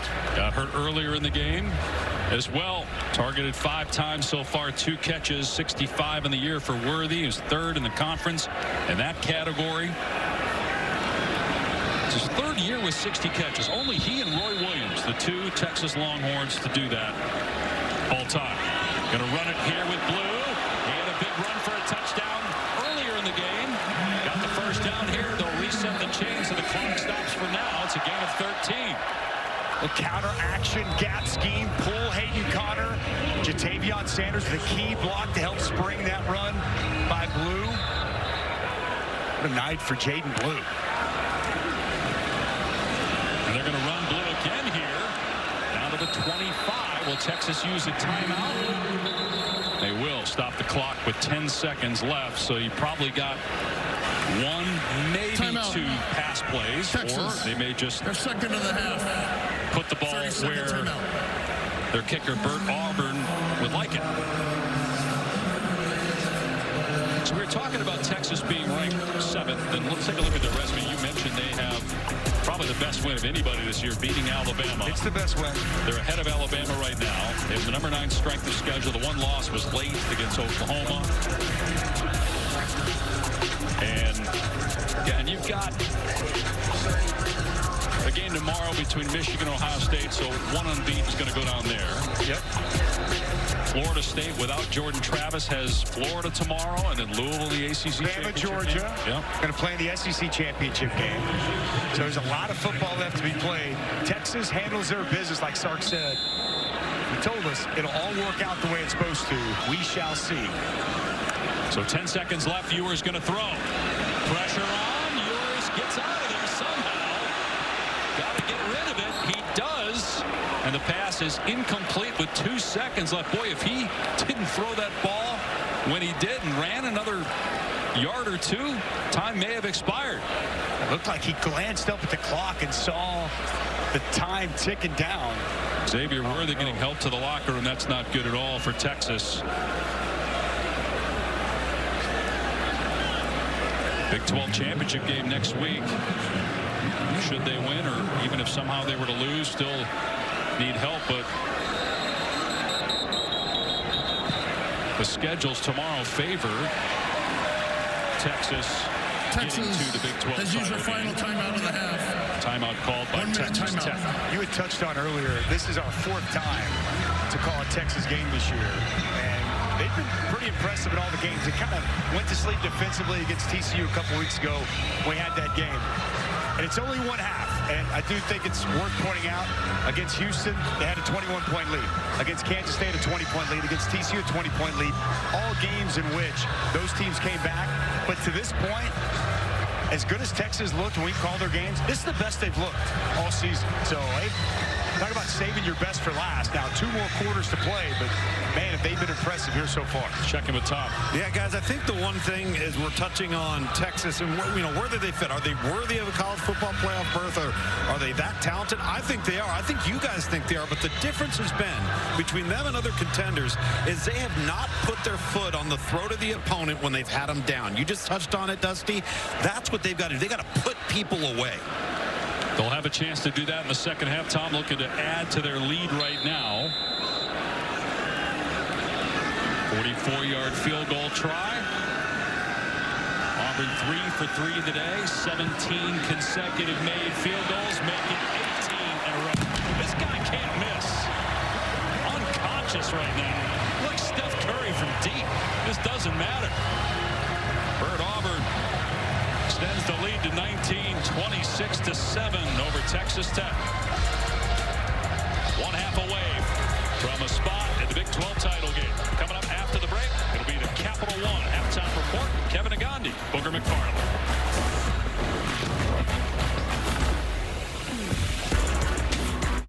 You're watching the Dr. Pepper Championship Drive Game of the Week. Welcome back to Dell Technologies Friday Night Football and the Dr. Pepper Championship Drive Game of the Week. From Austin, Texas, with a spot in the Big 12 Championship on the line, you're watching the Big 12 Conference on ESPN. So far, so good for 7th-ranked Texas, trying to keep its playoff hopes alive and secure a spot in Arlington next week. 26-7, they lead. Dave Pasch with Dusty Dvorak, Tom Luganville down on the field. We started the game talking about Texas defense, and here we are at halftime talking about Texas defense. Well, they lived up to the billing in the first half. Just 108 total yards for Texas Tech. 2 takeaways. Here's one from Terrence Brooks. And Anthony Hill Jr. had an early personal foul, but man, was he outstanding. On the blitz, 3rd down, 4th and 2, right there in the hip pocket of Taj Brooks, and it's catch tackle short of the line to gain. Texas with 2 sacks, 6 hurries, couple of takeaways. Taj Brooks got going a little bit, but overall, this Texas defense has lived up to it and some with the way they played that first half. Just 38 passing yards allowed, and see the total offense there. The Texas offense pretty good too. 299 yards, and they got stopped several times in the red zone and had to settle for field goals. Otherwise, they might have 40 points right now. Keelan Robinson on the return. There he goes. Robinson inside the 40. They finally get a chance at him, and he breaks the tackle. And Robinson looking back at the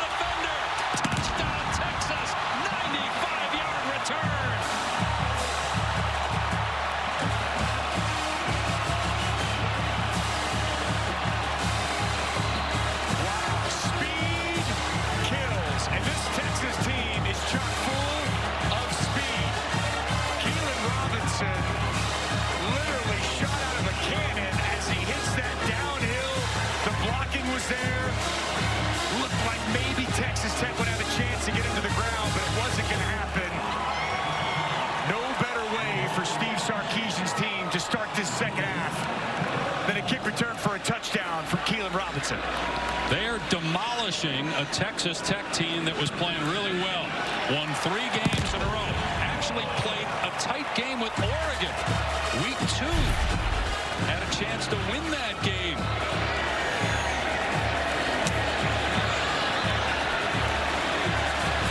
Blocking was there. Hat on a hat. Keelan Robinson makes one defender miss. And then it's the speed in the open field. You're not gonna get him. Wow. We talked earlier in the first half. Texas' inability to put their foot on the throat of their opponent when they got him down. Looking to make a statement here tonight in the Big 12 regular season finale. That's so demoralizing if you're the opponent. And boy, special teams been a big factor in this game. They got a block punt and that kick return for a touchdown. Xavier Worthy had a punt return for a touchdown. Blocked extra point by Tavondre Sweat. Return for a TD by Austin Jordan. Keaton Crawford block punt recovered by Malik Muhammad for a touchdown. Jeff Banks, who's also the tight ends coach, an excellent special teams coach, and they've been on point all season long, and clearly that's the case here tonight when it matters the most. So it's 33-7.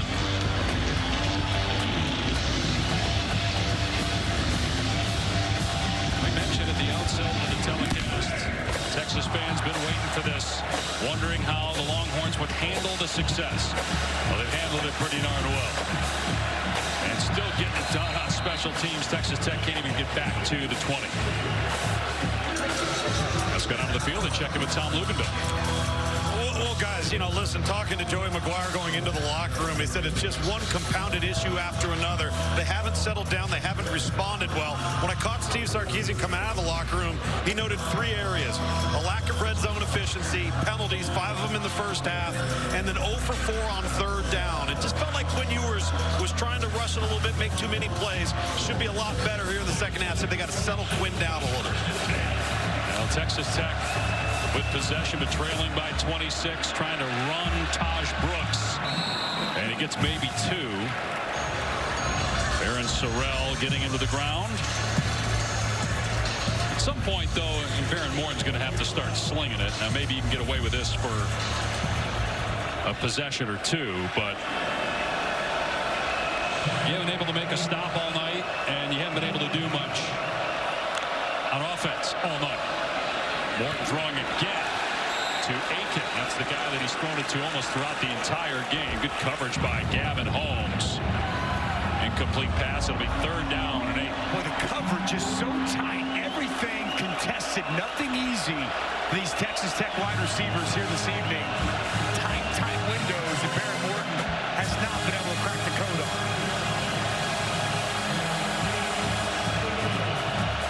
Number 1 3rd down defense in college football. Watch number 0. That's Anthony Hill. Here's a deep ball and thrown out of bounds. Again, good defense by Holmes on Aiken. A quick 3 and out for Texas Tech. And Xavier Worthy, who we saw helped off the field at the end of the first half, he's out there for the punt return. He's had to leave the field twice, and we wondered when it happened, will we see him again? He wants to finish strong. And again, you got a backup long snapper for Texas Tech because of an injury on the first play to the starter. Let's see what happens here on the punt. They've already blocked the punt once. That one is a little bit better. Got back there quicker to the punter, McNamara, and by far his best punt of the night. At least that one had some hang time. 43 yards. No return.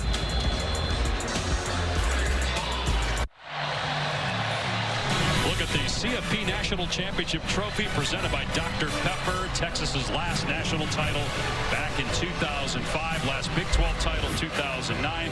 They'll have a chance at it next week if they hang on and win this game as we look at this week's college football playoff rankings brought to you by Capital One. Win and they're in the Big 12 title game. You got Georgia Tech tomorrow. Florida State on our air tomorrow as well. Ohio State, Michigan.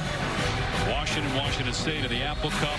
You see any upsets potentially in the top 10 or no? I really don't. I mean, I guess if you want to say without Jordan Travis, Florida State, but I personally think Florida State's going to be just fine without it.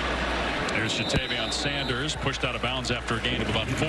Iron Bowl as well on there, Alabama and Auburn. I don't know if Auburn's going to have what it takes the way Alabama's playing right now. I kind of feel like it's going to stand pat, but obviously there'll be some movement with that Michigan-Ohio State game. Texas, the second highest ranked one-loss team. Oregon playing right now, leading by a couple of scores over Oregon State at number 6. Florida State dropped to number 5 this week. Baxter knocked down to the 45. Do you agree with that, by the way? Florida State being displaced by Washington. Washington's Baxter is injured now, man. Every star player for Texas has gotten hurt in this game, other than the quarterback, and he's already missed time this year due to injury. And again, you've got Jonathan Brooks out for the season. An 1,100-yard rusher tore his ACL a couple weeks back. Do you agree with that, though, Florida State being at 5? I think that's the right call for now? I do. Washington going on the road in Corvallis, getting that win against a good Oregon State team in the rain, I thought was big. And the way their defense played, their defense really stepped up and helped win them that football game when the offense was kind of, slow out of the gates in that ball game. And at the exact same time, Florida State plays North Alabama. So as you're sitting there looking at that, you're kind of waiting for Washington to get that marquee win. They go on the road, get a good win. I understood why they made that jump over Florida State this past week. Plus, you have the shock of the Jordan Travis injury and the severity of that injury happening in the moment. Now let's see, with a week of Tate Rodemaker getting ready for the game, if things will change and he'll play better, as Ewers is slammed to the ground by McAlpine for a sack, and Texas is going to have to punt. A rare punt here for Ryan Sanborn. Well, this is exactly what Texas Tech needed, just to find a way to get a stop. You see a nice game worked here. He's going to loop around and able to get home. Good to see that from Trayvon McAlpine. Just continue to work, and get Quinn Ewers on the ground. Anything to try to ignite this Texas Tech football team here in the second half. The only other time Sanborn punted the game is he gets hit that time, and here come flags, was in the first quarter when they got pushed out of field goal range because of a penalty. It's 4th and 9, so if that's running into the kicker, it would only be a 5-yard penalty. There was obviously contact, but was there contact to the plant leg, which then would be roughing the kicker by Miles Cole.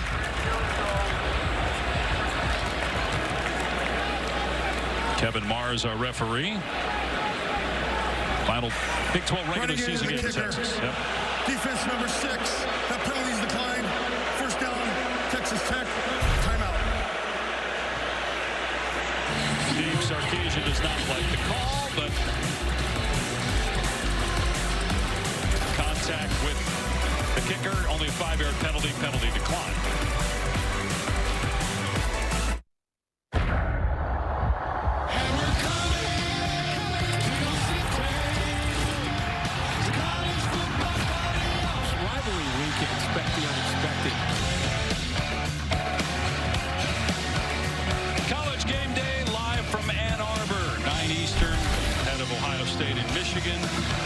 Texas, with a win, advances to the Big 12 title game. Oklahoma State would advance with a win over BYU. They have the tiebreaker with Oklahoma having beaten the Sooners in Bedlam. Texas and Oklahoma State did not play this year. They did play last year at Stillwater, with the Cowboys winning. Oklahoma State's got the head-to-head over Oklahoma and Kansas State. Oklahoma State loses. Could be a rematch of what we saw in Dallas back in October. And trying to run Brooks there just to give the quarterback, Baron Morton, who's really struggled tonight, just some breathing room. And that stout front led by Tavondre Sweat. He talked with us a couple weeks back when we had him about the influence of his mother, LaShonda Ross. He said he's been a different guy. And he got frustrated at times with his own play, frustrated at times with how the coaches viewed him, but his mom kept positive as that pass downfield is offline and complete. He wears this huge chain that he brings each game that says "Make them sweat." On the back has pictures of he and his family members, including his mom, LaShonda. That's awesome. What a chain. I'd love to see you with that thing on. I might drag you to the ground. But at 6'4", 360-plus pounds, no problem for Devondre Sweat.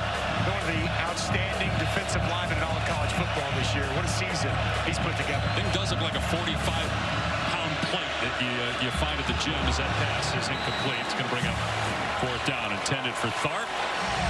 But Devondre Sweat's a great story, and again, we talked about his relationship with his mom and the influence that she's been. Got invited to the Senior Bowl. He's a semifinalist for the Walter Camp, one of 2 defensive players, and you've got to respect the people that made that decision, because he doesn't have gaudy stats like Latu from UCLA, who does have gaudy stats, the only other defensive player on there. But if you watch film and you know anything about football, you know Devondre Sweat is the centerpiece of this Texas defense. Him and Byron Murphy playing next to each other just makes it so difficult to get anything going. They disrupt the running game. They disrupt the pass game, applying pressure from the inside. I think it's awesome that they recognize him for what he's been able to do this season. Both these guys have been stellar for Pete Kwiatkowski in this defense. Thought it was cool too. You know, we do our production meets for people who are unaware. You meet with coaches, meet with, you know, a couple players. We were not scheduled to meet with Devondre Sweat. We were told, hey, he wants to say hello to you guys, because again, we had a great conversation with him a month back. I can't wait to see what the future holds for him, because he's in shape. He's playing hard all the time now, and obviously a big difference maker on this elite Texas defense. Jaden Blue down to the 31, 11 yards and a first down. Yeah, I'm completely with you, Dave, on all counts.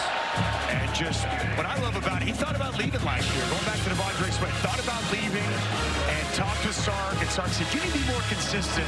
And man, oh man, has he changed his future for the better with the way he's played this year, become a consistent player and a real leader for this football team.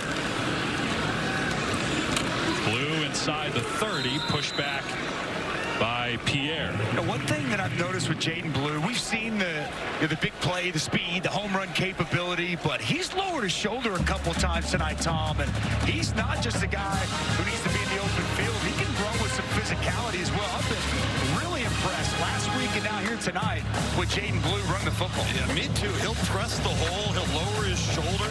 Got some better lower body power than you might think. But boy, that home run ability is special. Yeah, they call him that. They said he's become more of a complete back, but here's the home run threat, although flag comes down to the 10-yard line. Christian Jones looked like he might have got a hold there, of spring that hole. Holding, offense number 70, 10-yard penalty, repeat second down. I think it's going to be interesting if Texas is still up big in the fourth, early in the fourth. Do you take the guys who've been nicked up in this game out? You know, do we see Jatavion Sanders and Xavier Worthy? You need those guys healthy, all hands on deck for next week. I would say yes. I mean, you got a Big 12 championship game to get ready for, but it's pretty clear these guys want to stick this thing out here tonight. Off play action, Ewers in trouble, grabbed and brought down by Charles Esters III for a sack and a loss of 3. Well, this is going to be a coverage sack here because, you know, we're going to see this pressure get home late, but Quinn Ewers is surveying the field, trying to find somebody come open. No one comes open, and it's Charles Esters III. A little bit of bull rush on Jatavion Sanders, but credit to coverage down the field. Nowhere for Ewers to go with the football. Now Savion Red's in there running back while C.J. Baxter has been on the sideline, kind of aiding the right side of his lower leg. Ewers going to throw it to Red, and incomplete. Deflected by Esters. And so here comes Bert Auburn.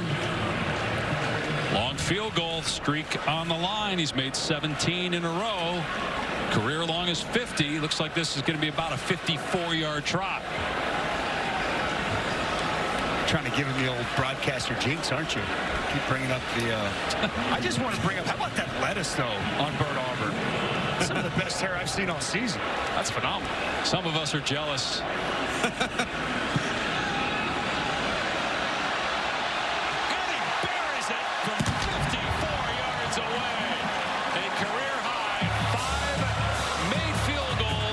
Single game. Auburn's career long. He's made 19 in a row. He's got the hair, and tonight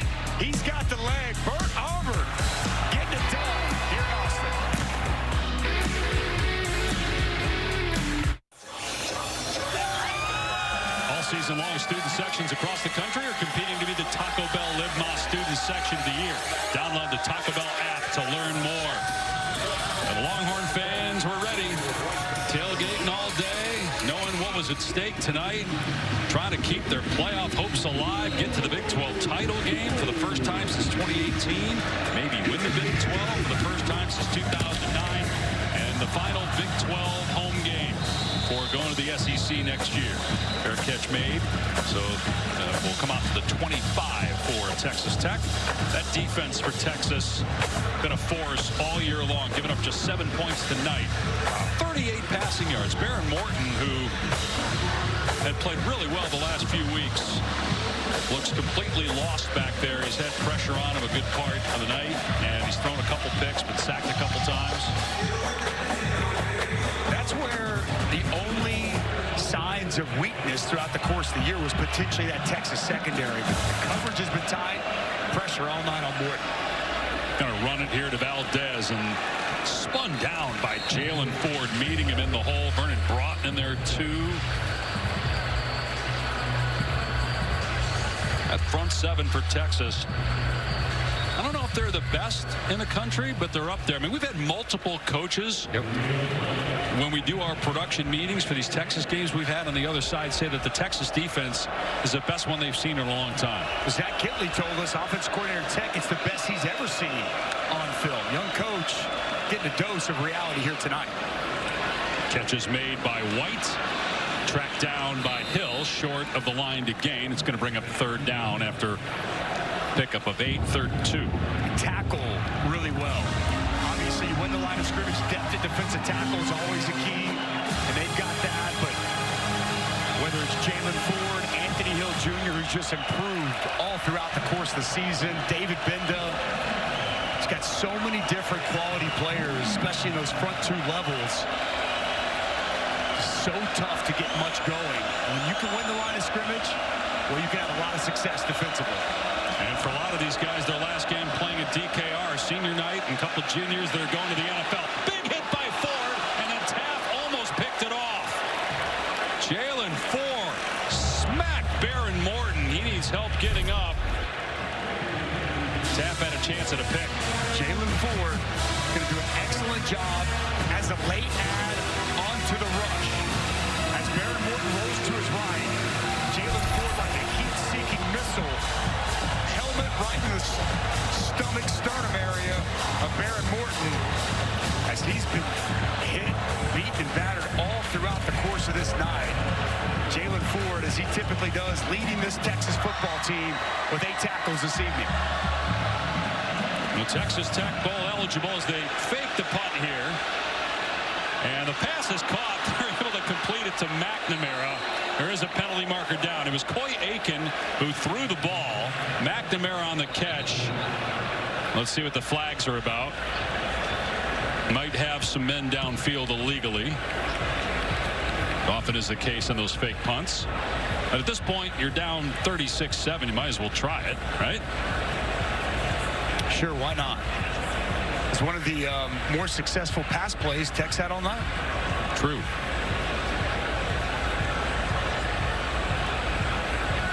There are 2 penalty markers down. One on the far side, one near side in front of the Texas bench. So waiting for the crew to sort things out. 2 fouls on the play. Ineligible receiver downfield. Offense. Number 69. Holding. Offense number 2. 10-yard penalty. Repeat 4th down. Been that kind of a night for Texas Tech. You finally have something go your way, and 2 guys commit penalties. Well, they dialed this up too.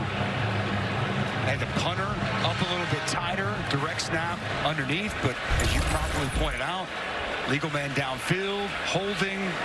Been that kind of night for Coach McGuire. Well, they were here 2 years ago. They got blasted 70-35. Last time they won in Austin was 6 years ago today. The last time they won in Austin when Texas was in the top 10, 1967. Oh. They have not beaten a top 10 team period since 2012. And the last road win against a top 10 team was at #1 Oklahoma back in 2011. McNamara finally with a good punt. Kind of been waiting for that. Here's Worthy on the return. Up to the 35, and then finally brought down at the 38. Man, he is so good with the ball in his hands. Tomorrow on ESPN, number 5 Florida State taking on Florida, 7 Eastern. Then on ABC, top-ranked Georgia against Georgia Tech. Next Sunday, college football playoff selection show. Who will make it into the top 4? Catching it noon Eastern on ESPN and the app. Obviously, Texas will be rooting for both Georgia Tech and Florida tomorrow, and to be rooting for Alabama next week and Louisville next week as well. They want chaos, Dave. I'll tell you what, though, tomorrow night, ABC Brown, I can't wait for that Florida State game. Tate Rodemaker, who stepped in. You go back to last year against Louisville on the road, stepped in, helped lead that team to a victory. He's inexperienced, but he's not young. He's been there for quite a while under Mike Norvell. Can really throw it. He's an excellent athlete, former basketball player. Can't wait to see how this team responds. And think about Florida State. They got talent on both sides of the football. I think that they're actually built similar to the way Texas is with what they have, especially at the skill position.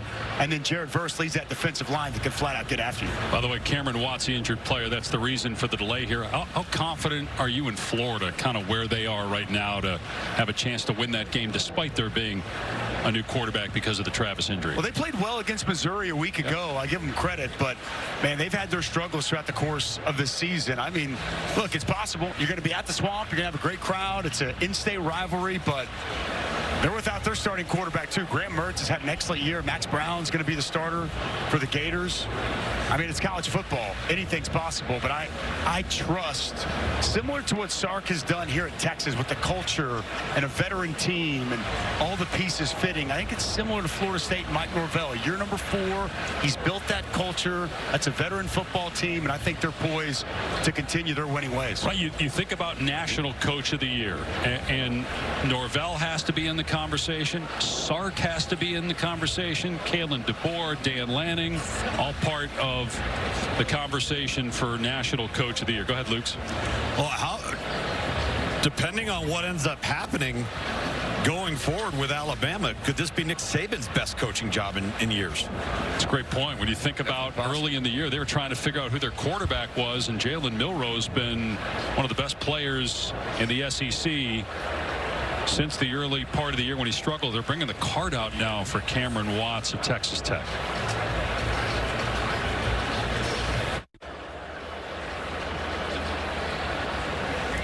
Well, now that we've had a chance to look at the replay and seeing the medical staff bringing out the board, we're just starting to get a sense of the severity of the injuries. You see the hit here, collision between Watts and teammate Nehemiah Martinez. Well, you just absolutely hate to see that.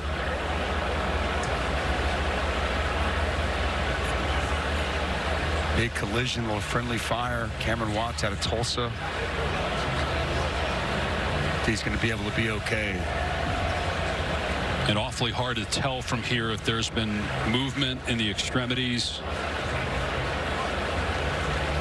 Obvious concern from both sides, both teams, coaching staffs.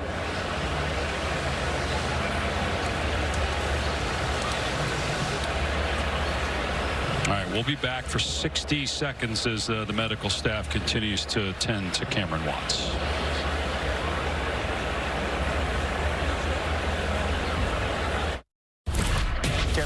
Back in studio time now for our All-State Good Hands Play of the Day. Let's go back to Eugene. Bo Nix, his 3rd touchdown of the night, this time rolling out and finding Troy Franklin. And he'll make a turn, make a man miss, and right now it's Oregon up 21-7 start of the second half against their rival Oregon State. Back to Dave, Dusty, and Lukes. All right, Kevin, so we can tell you, because we did look at a replay during break of when the injury happened. When the injury first happened, Cameron Watts was moving his arms and his legs when the medical staff rushed and came to him. So, again, haven't been able to see much since because of the crowd around him. Hopefully, this is precautionary. Hopefully, Cameron's okay. Collision with a teammate, Nehemiah Martinez. We can tell you there are 2 emergency facilities within 1 mile from here, the stadium. So hopefully Cameron will get the attention he needs and that'll happen very quickly. And now, I mean, Dusty, you played at the highest level. How difficult is this when you see one of your guys go down like that, and now you get to turn around and still play a quarter and a half of football? It's tough. And look, first and foremost, our thoughts and prayers are out to Cameron Watts. We hope that he's going to be okay, but it's difficult, man. I think for both teams, when you see someone on the ground and being carted off like that on a board, it's not easy. And that's, I'm sure, a conversation that both these coaches are having with their teams to go back out there and take the field. But well, that's a scary situation, and we wish Cameron Watts a very speedy recovery. Again, as I mentioned, when the injury happened, we did see movement initially from both arms and both legs before the medical staff rushed in. Didn't see much since, if anything, just based on the number of people around him. And imagine they're trying to be extra careful with him. So first down for Texas on its 38-yard line, leading 36-7. Ewers just going to hand it off here to Jaden Blue. And he's out to the 42-yard line for about 4 yards. Well, obviously, a couple of weeks ago, Jonathan Brooks goes out against TCU. You know, what was Texas going to do? We knew C.J. Baxter, who was the starter the first 2 games of the season, it was really getting banged up against Alabama, opened the door for Jonathan Brooks. Now tonight, C.J. Baxter's been hurt. It's been the Jaden Blue game. And we've obviously seen Keelan Robinson as a receiver, as a kick returner, but kind of been running back by committee tonight, Dave. Worthy out of space as a first down, 49-yard line. You appreciate, too, the toughness of Xavier Worthy. He's gone down a couple times. He had to be helped by 2 medical staff members just to get to the locker room at halftime, and he's back out there playing in the second half of a game that's, you know, getting out of hand at this point. But he's staying out there. Play action pass. Ewers setting up. Gonna throw it short to Jaden Blue. And close to a first down. The culture that Steve Sarkisian has built here, it's real. And again, I think one of the more interesting aspects of it is at a program like this where you've got veteran guys who, you know, were part of the previous regime where maybe things didn't go so well, and, you know, they've tried a bunch of different coaches since Mack Brown left. Things, you know, at times there were a good season here or there as Jaden Blue gets the first down, but, you know, for the most part they underachieved based on Texas standards. And then last year, after a 5-win season, they start well and they don't finish strong. Yet, because of the foundation that was laid by Sark and the new guys and the older guys buying in together, they've been able to take this huge leap this year. It's been a great mix, right? Veteran guys who bought in going back to that first year of Sark, the 5 wins, and Sark told us those guys never wavered. They believed in the message we were selling. Savion Red gets a nice run off the right side. They believed in what we were saying, and everybody just continued to work toward one common goal. And it's this great intersection of a veteran presence and this influx of young talent, and they've hit it out of the park here this season. The culture is real, and this Texas football team is very for real. Ewers finds Worthy, and Worthy reaches out for the end zone. Touchdown.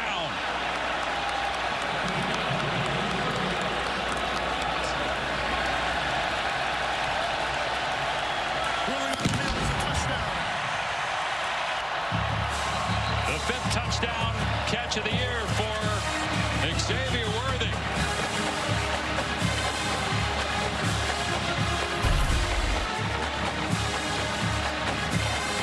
Xavier Worthy, zone coverage once again, finds that open grass right in front with Adrian Taylor-Demerson.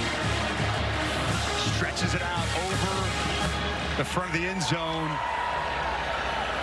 It's going to be really, really close. All it has to do is cross the front of that. I think right as that knee hit, that ball was crossing the front of the goal line. Every play is reviewed, though, so they're already looking at it, and doesn't look like they're going to stop play. And the extra point makes it 43-7 as Texas making a statement tonight Texas Tech. Xavier Worthy, you've touched on it several times, Dave, just what he's worked through here tonight. He's going to find open space. See the defender, zone coverage. And it's Xavier Worthy knowing exactly where to get to. That linebacker continues to drift and float out. Worthy works just inside of him. And an easy find for Quinn Ewers. How good is Xavier Worthy after the catch? One of the more dynamic receivers in all of college football. Get the ball in his hands and good things happen. You know, Dusty, just think about being a defensive coordinator and you're trying to make sure you've got enough numbers in the box to stop the run game for Texas, which is awfully difficult. But you've got Xavier Worthy there in the slot on the RPO game. I mean, you're picking your poison. You're going to get nailed either way. That's exactly right. I mean, you want to come down and try to stop this rushing attack? Good luck. If you want to sit back and want to play coverage and cover your bases, well, they can run it right down your throat. Yep.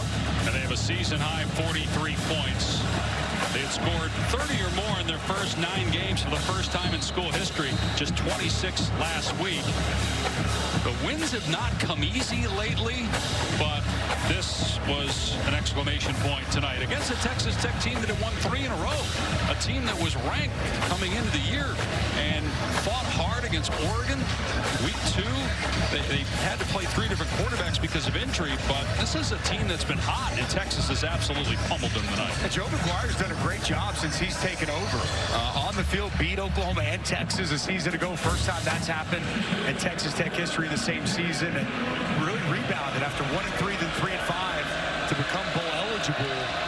They had a lot of confidence coming into this game. That confidence, boy, it is nowhere to be found right now. Running room for Brooks. And a gain of 10 and a first down. He's been the lone bright spot offensively. He's got over 80 rushing yards today. Morton's pass caught by Boyd.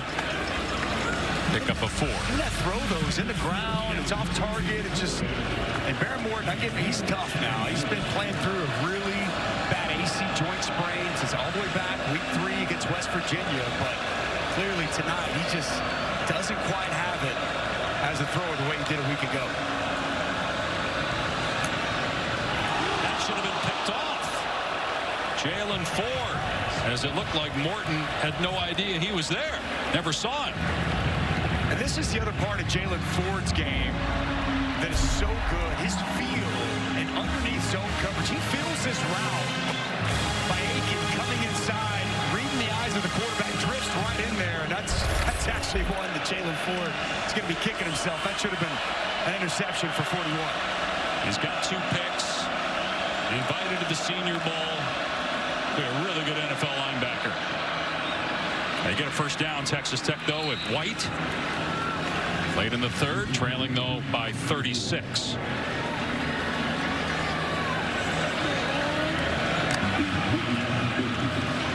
Morton in trouble. And Tavondre Sweat in the backfield. That hit the foot. That didn't hit the ground. It's picked off by Bush. That hit the foot of a Texas Tech player. So it's a pick 6 for Bush. Rolling on the field is an interception for a touchdown. What a special moment for Jett Bush. Guy who's done a little bit of everything in Texas. Senior night. He's had a sack earlier. Now it's a pick 6, but it's all set up by Tavondre Sweat. Inside pressure from the big man. As Baron Morton wanted no part of that action from Tavondre Sweat, just trying to get rid of the football when he sees 360-plus pounds barreling down on him. And sometimes it's better to be lucky than good. That ball bounces off the foot of Taj Brooks, and what a cool moment for Jett Bush. Lucky pick 6. But good. I mean, that's great reaction time there by Bush. Absolutely. And look at the celebration. I think they're going to be celebrating for a long time here in Austin as they're on their way to the Big 12 title game in Arlington next week. Wow. Pretty clear. It hit the foot of Brooks. And that's the 3rd interception for Baron Morton.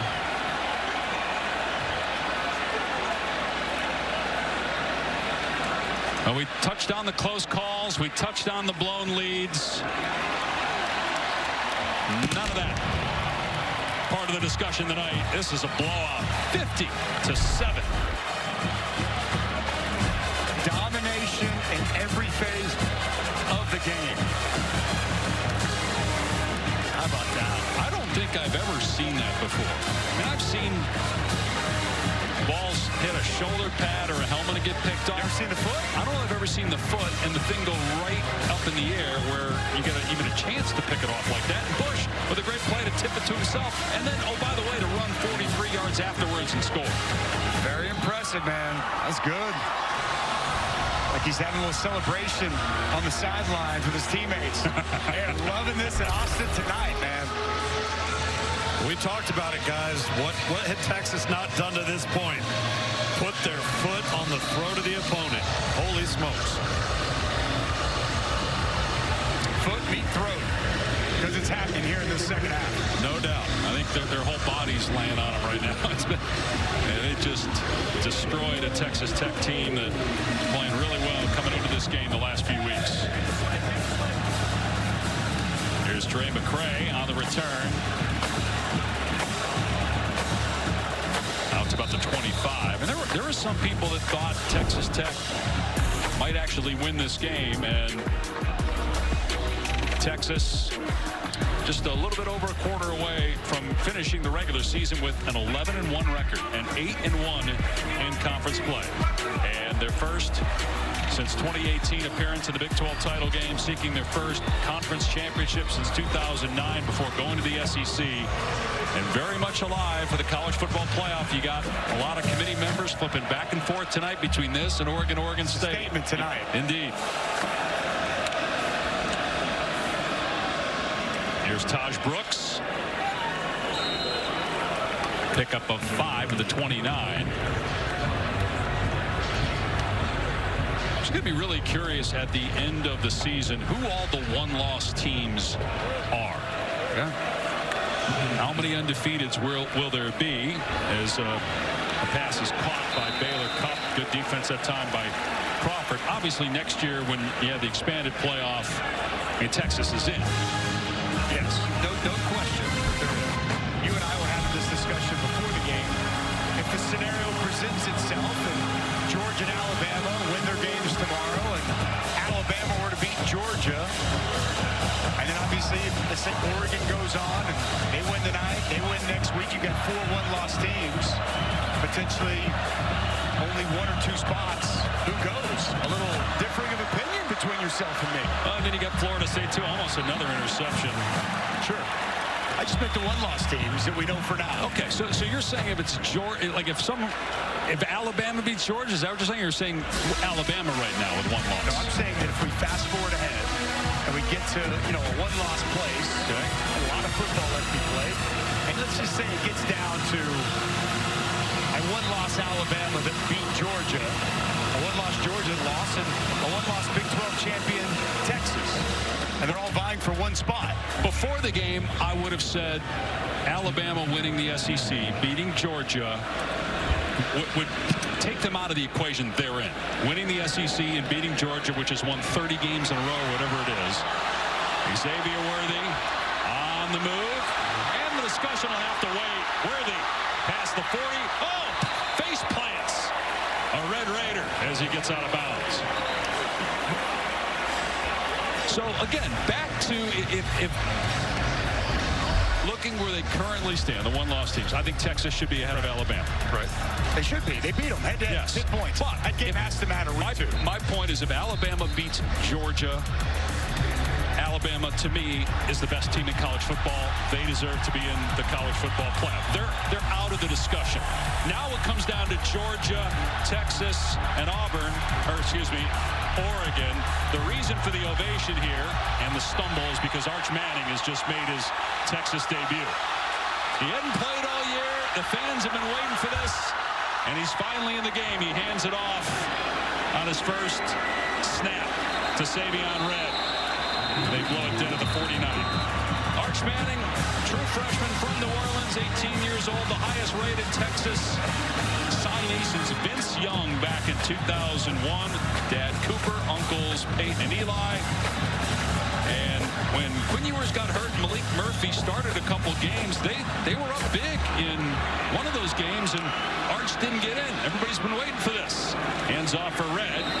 I mean, that might have been the loudest ovation of the night. And this crowd's been going wild all game. Yes, they have. A lot of excitement with Arch Manning here on the 40 acres. I mean, just obviously the pedigree, the last name. What I find the most fascinating, everybody you talk to around Texas say he's as humble a young man as you'll find anywhere. Tireless worker, everything you're looking for the potential future leader of this program. He's got it all. Here's his first college pass, or no, going to take off. The crowd goes nuts as he slides. I mean, to your point, Dusty, we had a veteran Texas player tell us early in the season that Arch Manning came up to him and said, hey, can I just carry your stuff? I don't want special treatment. I want to be treated like a freshman. I want to do all those things to earn the respect of my veteran teammates. The mindset, the work ethic, it checks all the boxes. Tom, no one knows recruiting better than you. What does Arch Manning bring to this Texas team? What you just saw right there is athleticism. That's what makes him different than his two uncles. Makes him a lot like his granddaddy. Big hole for Savion Red. And Red down to the 20-yard line. Tom, where did you have Arch ranked coming out among all of the players that you scouted? Yeah, he was amongst the top 3 overall, and all 3 of them were quarterbacks. So, you know, listen, he's got the goods because he's been groomed the right way. He's mature.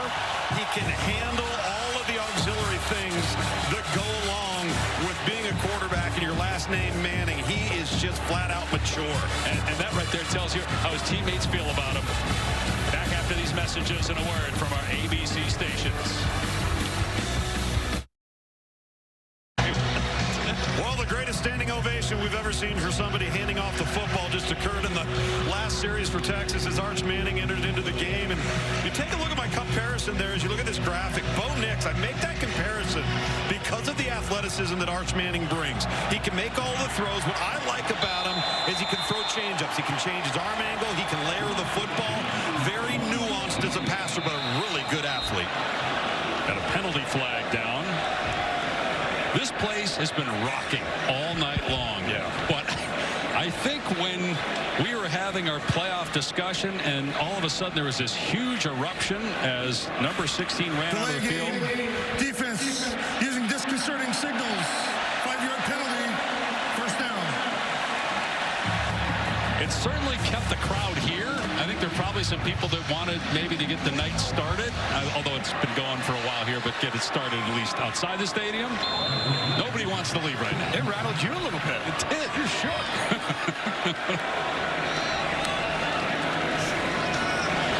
There's Red. Down to the 13. Well, we mentioned Cooper is Arch's father. Obviously, his uncles have won Super Bowls, Peyton and Eli, and Luke's talking about the athletic ability of Arch, reminding him of Archie, grandfather, College Football Hall of Fame class of '89. Couldn't have shown Peyton hoisting the trophy at the Broncos. We had to show that with the Colts. Because you were on the team that he beat. Happened to be there that night. Thanks, guys. Appreciate that one very much. It's going to be exciting to see exactly what Arch Manning becomes here at Texas. Just wonder if we'll really see him throw at this point. I mean, you're up 43. You do want him to get some work. First and goal. Give him a bubble screen or something, right, Dusty? Yeah, let him put it in the air. Yeah. There's no question. And now you've got the entire backup offensive line in. Yep. Skilled. Everybody watch out for John Tate Cook, the true freshman, outstanding young wide receiver as well. Ball on the ground, and it's still loose. Manning able to get on it at the 18-yard line. Hard to tell if that was on him or on the center. Got backup offensive linemen in there as well right now for Texas. Connor Robertson, the backup center. Just mishandled the snap. The snap was a little bit high, but I mean, nothing that he shouldn't have been able to handle, but good job by him crawling to get on top of that football. Second and goal back in the 18. He just wanted to get a chance to throw it, Dave. There it is. Manning getting out of trouble, keeping it, staying in bounds, and now scooting out of play. So a gain of about 12, third and goal. And you see the athleticism Tom was just documenting and talking about. Evades the rusher coming off the edge. Charles Ester's a third. And almost had the opportunity to get a shot on him. Arch felt it, got outside, and good speed to the perimeter. Set up third manageable. Arch throwing, incomplete. Tried to hit DeAndre Moore. Now it's fourth and goal. And they're going to keep the offense on the field. His dad, Cooper, was a talented wide receiver, signed at Ole Miss, but career ended due to injury, as that was a rope that was thrown in traffic. With velocity behind that one. Imagine another pass play coming up here, fourth and goal.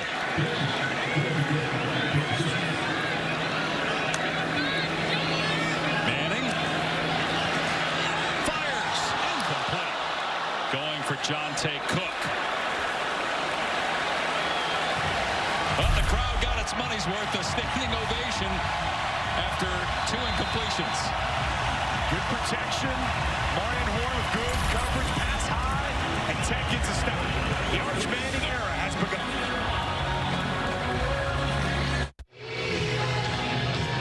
A lot of juice in the stadium for the final Big 12 game at DKR. Texas off to the SEC last year and off to the Big 12 championship game next week with an exclamation point win in its final scheduled meeting with Texas Tech. 50-7. The Longhorns been completely dominant on both sides of the ball.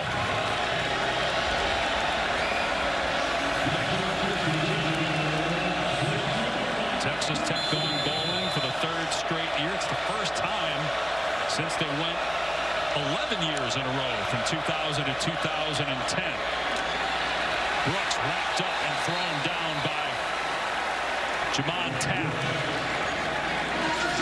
I mean, even the backups on the D-line for Texas are making plays against the starters, not just in this game. Getting after it, no doubt. I think Bo Davis deserves a lot of credit. The Texas defensive line coach getting rave reviews from Devondre Sweat, as well as when you're talking with Steve Sarkisian, regarded as one of the better defensive line coaches in the country. He's got these guys playing at a very high level. Morton has a completion, but short of the line to gain to Jordan Brown. If it's Oklahoma State next week, right? Oklahoma State has to beat BYU, and it will be Texas-Oklahoma State. What do you think of that matchup? They have not played this year. Well, you know, Oklahoma State's really changed their season with the emergence of Ollie Gordon. So, you know, that's going to be a big factor. Can they establish a line of scrimmage, which not many people have been able to in the Big 12 against this Texas defense? Can they get Ollie Gordon going, take some of that pressure off Alan Bowman? I think that's kind of how you have to boil this game down. If Ollie Gordon can have success, Oklahoma State can have a chance. If he can't, it's going to be tough sledding against this football team. 3rd and 1, Morton to the air. Flushed out of the pocket again, has his man downfield for a first down. White out to the 24, gain of 9. Oklahoma State, though, and they're a big favorite at home against BYU, but they got to handle their business against the Cougars before we get to that point. Morton did again. Finds Taj Brooks, but Alfred Collins, again, listed as a backup, but he's invited the Senior Bowl. He's going to play in the NFL, and he's a backup that's made a lot of plays. I've been waiting for him to really take that step for a long time, and he's got excellent length. He's 6'5", he's close to 320 pounds, really good athlete, uses his hands very well. He's an excellent interior pass rusher. Glad to see him get an invite to the Senior Bowl. Morton throwing in 2nd and 12. Got hit from behind as he released the pass by Finkley. Fungi, the receiver, gets a Texas Tech first down. 8 of 15. Baron Morton just hanging in there. He continues to take shots from the interior, from the edge. Texas Tech really struggling with protection all throughout the course of this ballgame. Showing some toughness as he's done all season. This is why he's the future of Texas Tech football. Joe McGuire told us that he's our quarterback next season and moving forward. Running room for Brooks. And out to the 45-yard line. If Oklahoma State were to lose, Kansas State lose to Iowa State, then Oklahoma would be in the Big 12 title game against Texas. The only team to beat the Longhorns this year. That was almost 2 months ago. 34-30. And if you want to talk about what would best help Texas' resume, it would be that. Yes. Would be avenging your only loss on a neutral field against that team who, by the way, is by far the highest ranked team in the Big 12, not named Texas by the committee. 3rd down and 4 for Texas Tech.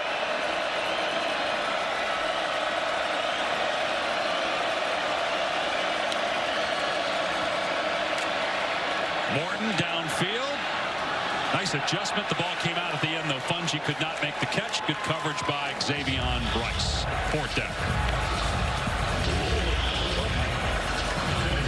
Touched on it. Great adjustment in the air. Little back shoulder throw. Fungi kind of reminiscent of what we saw early in this ball game. There's a big drop pass early where Baron Morton probably had his best throw of the game. You also go back. Malik Dunlap had a dropped interception. Texas Tech just not able to capitalize on opportunities when they've been there this evening. Nobody has left this stadium. Why? Because they want to see more Arch Manning. And we're going to get that here when we come back after the fair catch by Worthy.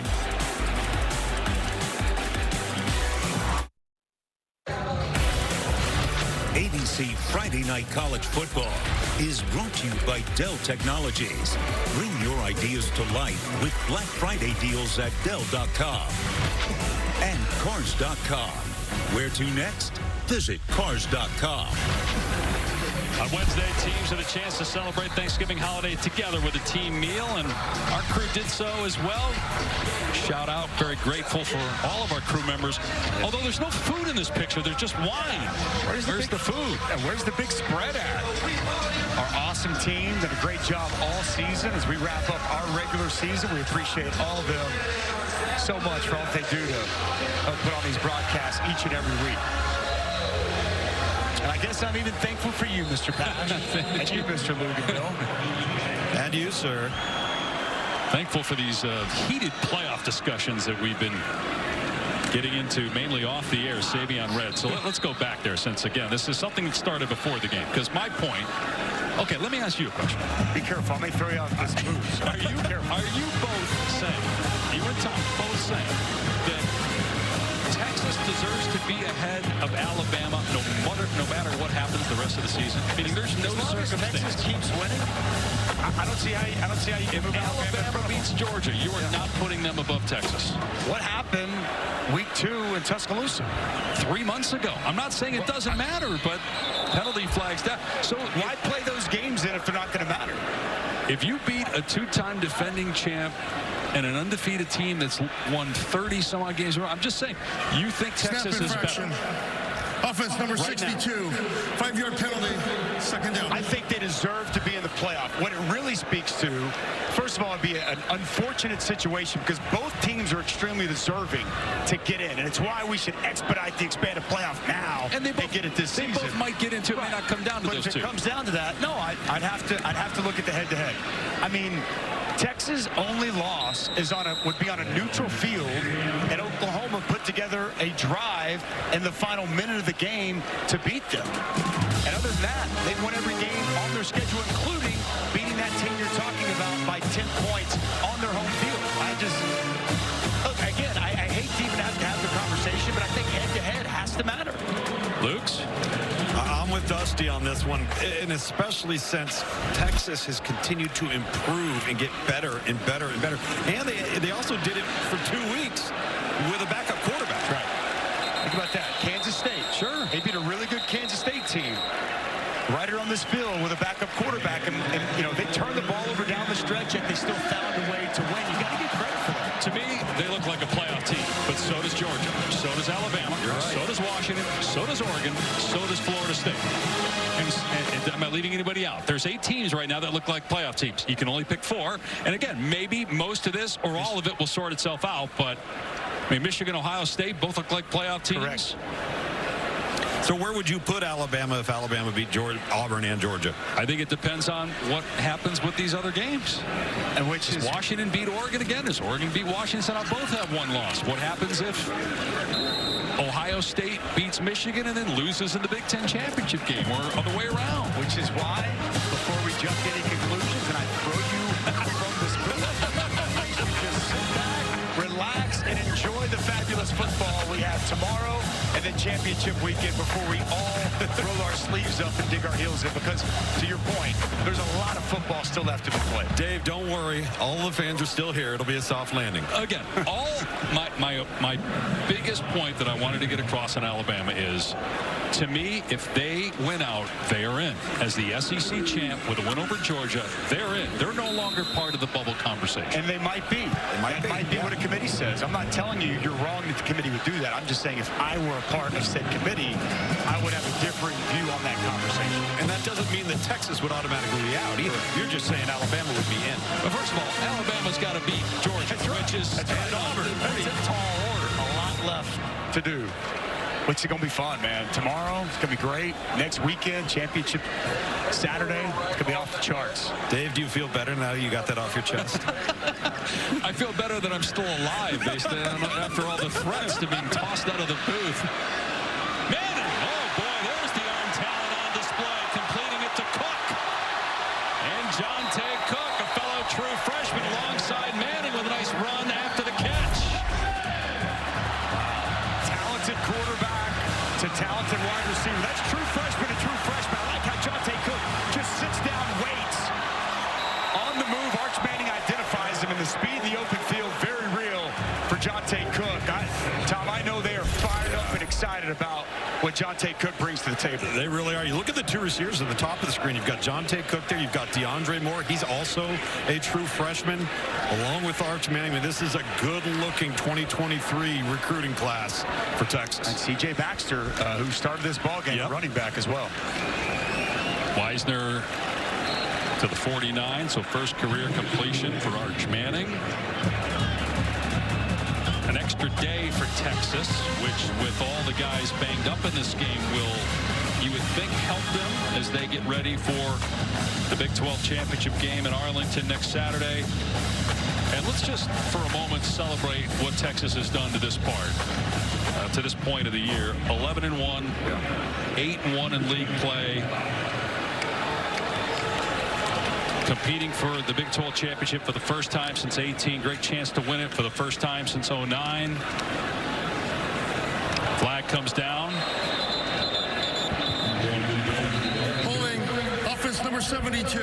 10-yard penalty, second down. This will be 6 straight wins since the Oklahoma loss. We touched on Georgia and Florida State. They've got tough games. Well, maybe tough games tomorrow. At least we hope they'll be more competitive than this one was. Florida State taking on Florida. 7 o'clock Eastern ESPN. Then over on ABC, 7:30 kick. Got Georgia at Georgia Tech. A game in the swamp. You know, Georgia Tech, by the way, what a job they've done. Brent Key this year, stepping in, bowl eligible this season. I just think that's going to be a tall task against Georgia. The Florida State game, when all eyes will be on that, as we touched on earlier, with Tate Rodemaker making the start, Jordan Travis out. I think a lot of people are going to see how Mike Norvell has that team prepared and ready to play without their senior quarterback. Manning downfield, knocked away, incomplete. Lux breaking up the pass, intended for Casey Kane. Braylon Lux has played his tail off here tonight.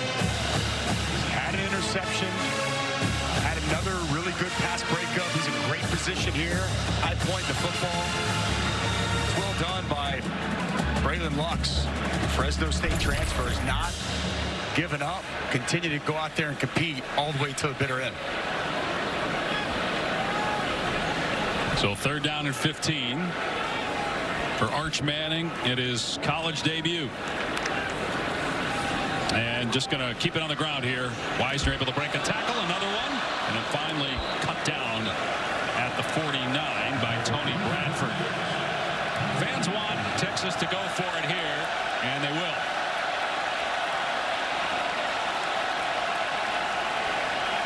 Put the game away a week ago by running out the clock. They put the game away going back to week 2 against Alabama by running out the clock.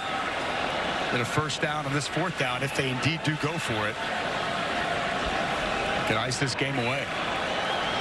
3 minutes away from being one step closer to the first Big 12 championship in 14 years and still being in position, play for the national championship. They got a conversion with Manning throwing it on target to Kane. Picking up 1st down.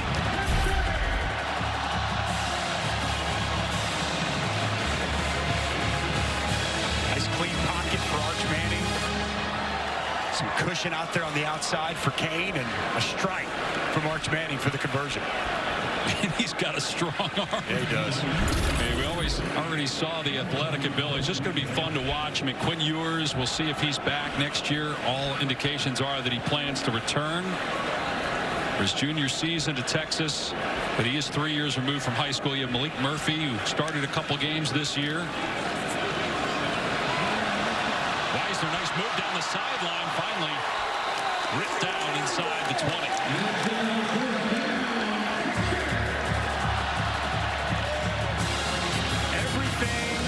Sarkisian's dialed up tonight has been good. Running the football, throwing the football. They've had a great mix. 299 on the ground, 226 through the air. The balance has been there all season and it's held true here tonight. As dominant a performance as we've seen Texas have all season, when it mattered the most, got to have it. Chance to play yourself into a Big 12 championship, college football playoff implications. And boy, did they show up. And did they put their best foot forward. Very impressive what Steve Sarkisian's football team has done here tonight. 2 more plays here. See if Texas just takes a knee or if they continue to get Arch Manning some work here. And maybe just one more play depending on what happens after this play. Going to be awfully close to being inside that 40-second play clock depending on what happens here. Texas obviously taking it down as far as it can. Wisner on the cutback inside the 5. Dives for the end zone. Touchdown, Texas. Right on. Finishing out Big 12 regular season play in style with 56 points on the board.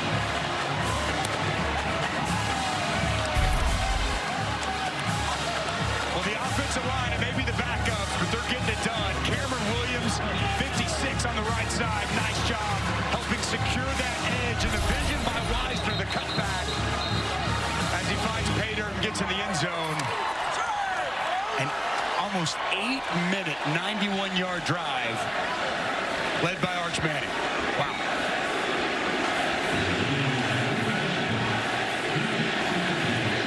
MVP chance for Arch right now.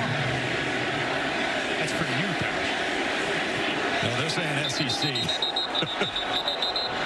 Flag comes down. Illegal substitution. Offense. 5-yard penalty. We'll reattempt the try.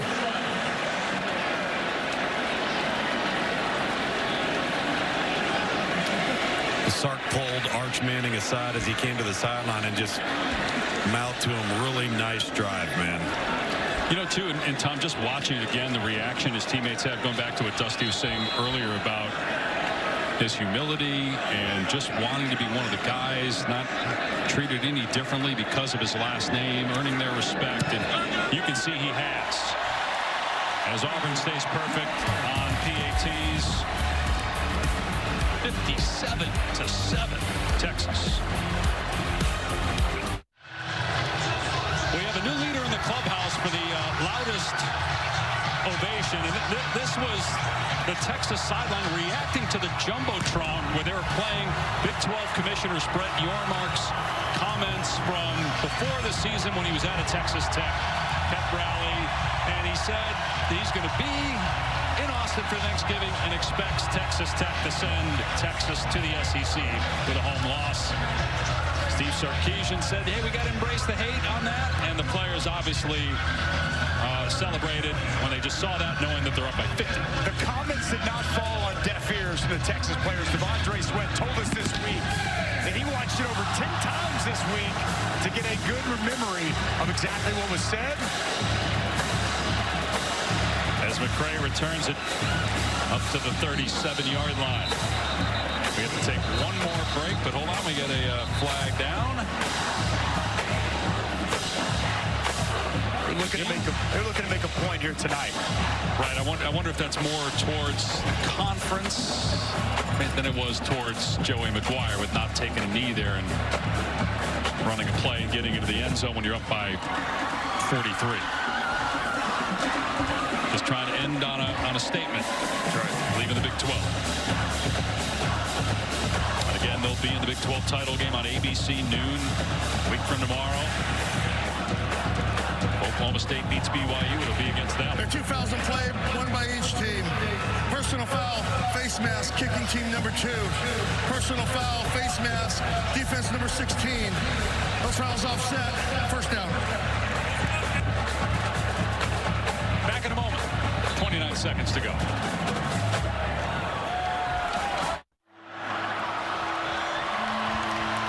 So next Saturday on ABC, Texas's first Big 12 title game appearance is 2018. They lost that year. The last time they won the conference was back in 09. It's either going to be Oklahoma State or Oklahoma. Oklahoma State will be the opponent if it handles business against BYU.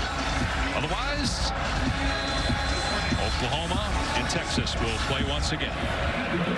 The Sooners handed Texas their lone defeat. They run Cameron Valdez in a game that probably should have ended about 10 minutes ago. Finally is over. Texas waves farewell to Big 12 regular season play with an emphatic. Oh no, Tech's going to run a play. 50-point win.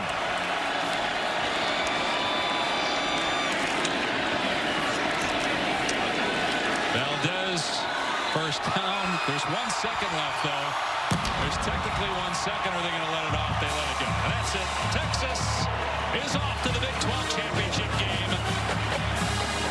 Blowing out Texas Tech on Black Friday, 57-7. And they're 1 win away from their first conference title in 14 years. And still in the mix for their first national title since 2005.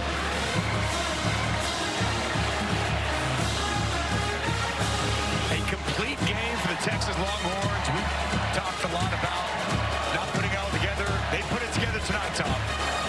Well, they certainly did, Dusty. Coach, listen, this is what you were hired to do. Put this football team in this position. How'd you get here? Well, we got a great group of kids, and, it starts with these guys who are 3-year players that have been in our program that had to endure 5-7 in year 1 and 8-5 last year, and they believed, and then they did a good job as we brought in some new classes and some really talented kids.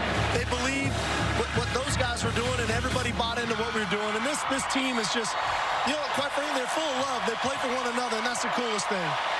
Senior night tonight, there was a lot of guys that you inherited that have been contributors here that didn't buck the system, that bought in. What do you have to say about those outgoing seniors? Well, they're the reason we're here. I think about a guy like Jet Bush. For him to get that play, he showed up here as a walk-on for a different coach, stuck with me and what we were doing. And there's a bunch of those types of guys. So in the end, I just couldn't be more proud and happy for that group of guys, because without them, we would not be here. Congrats, man. Go enjoy it. Thanks, Tom. And Sark certainly deserves to be in the Coach of the Year conversation for the job he's done. This is a great Texas team. Can't wait to see what they do next week in the Big 12 championship game. Final score from Austin, 57-7. For Dusty Dvorak, Tom Luganville, Dave Pasch, thanks for watching. Coming up next is your local news over most of these ABC stations.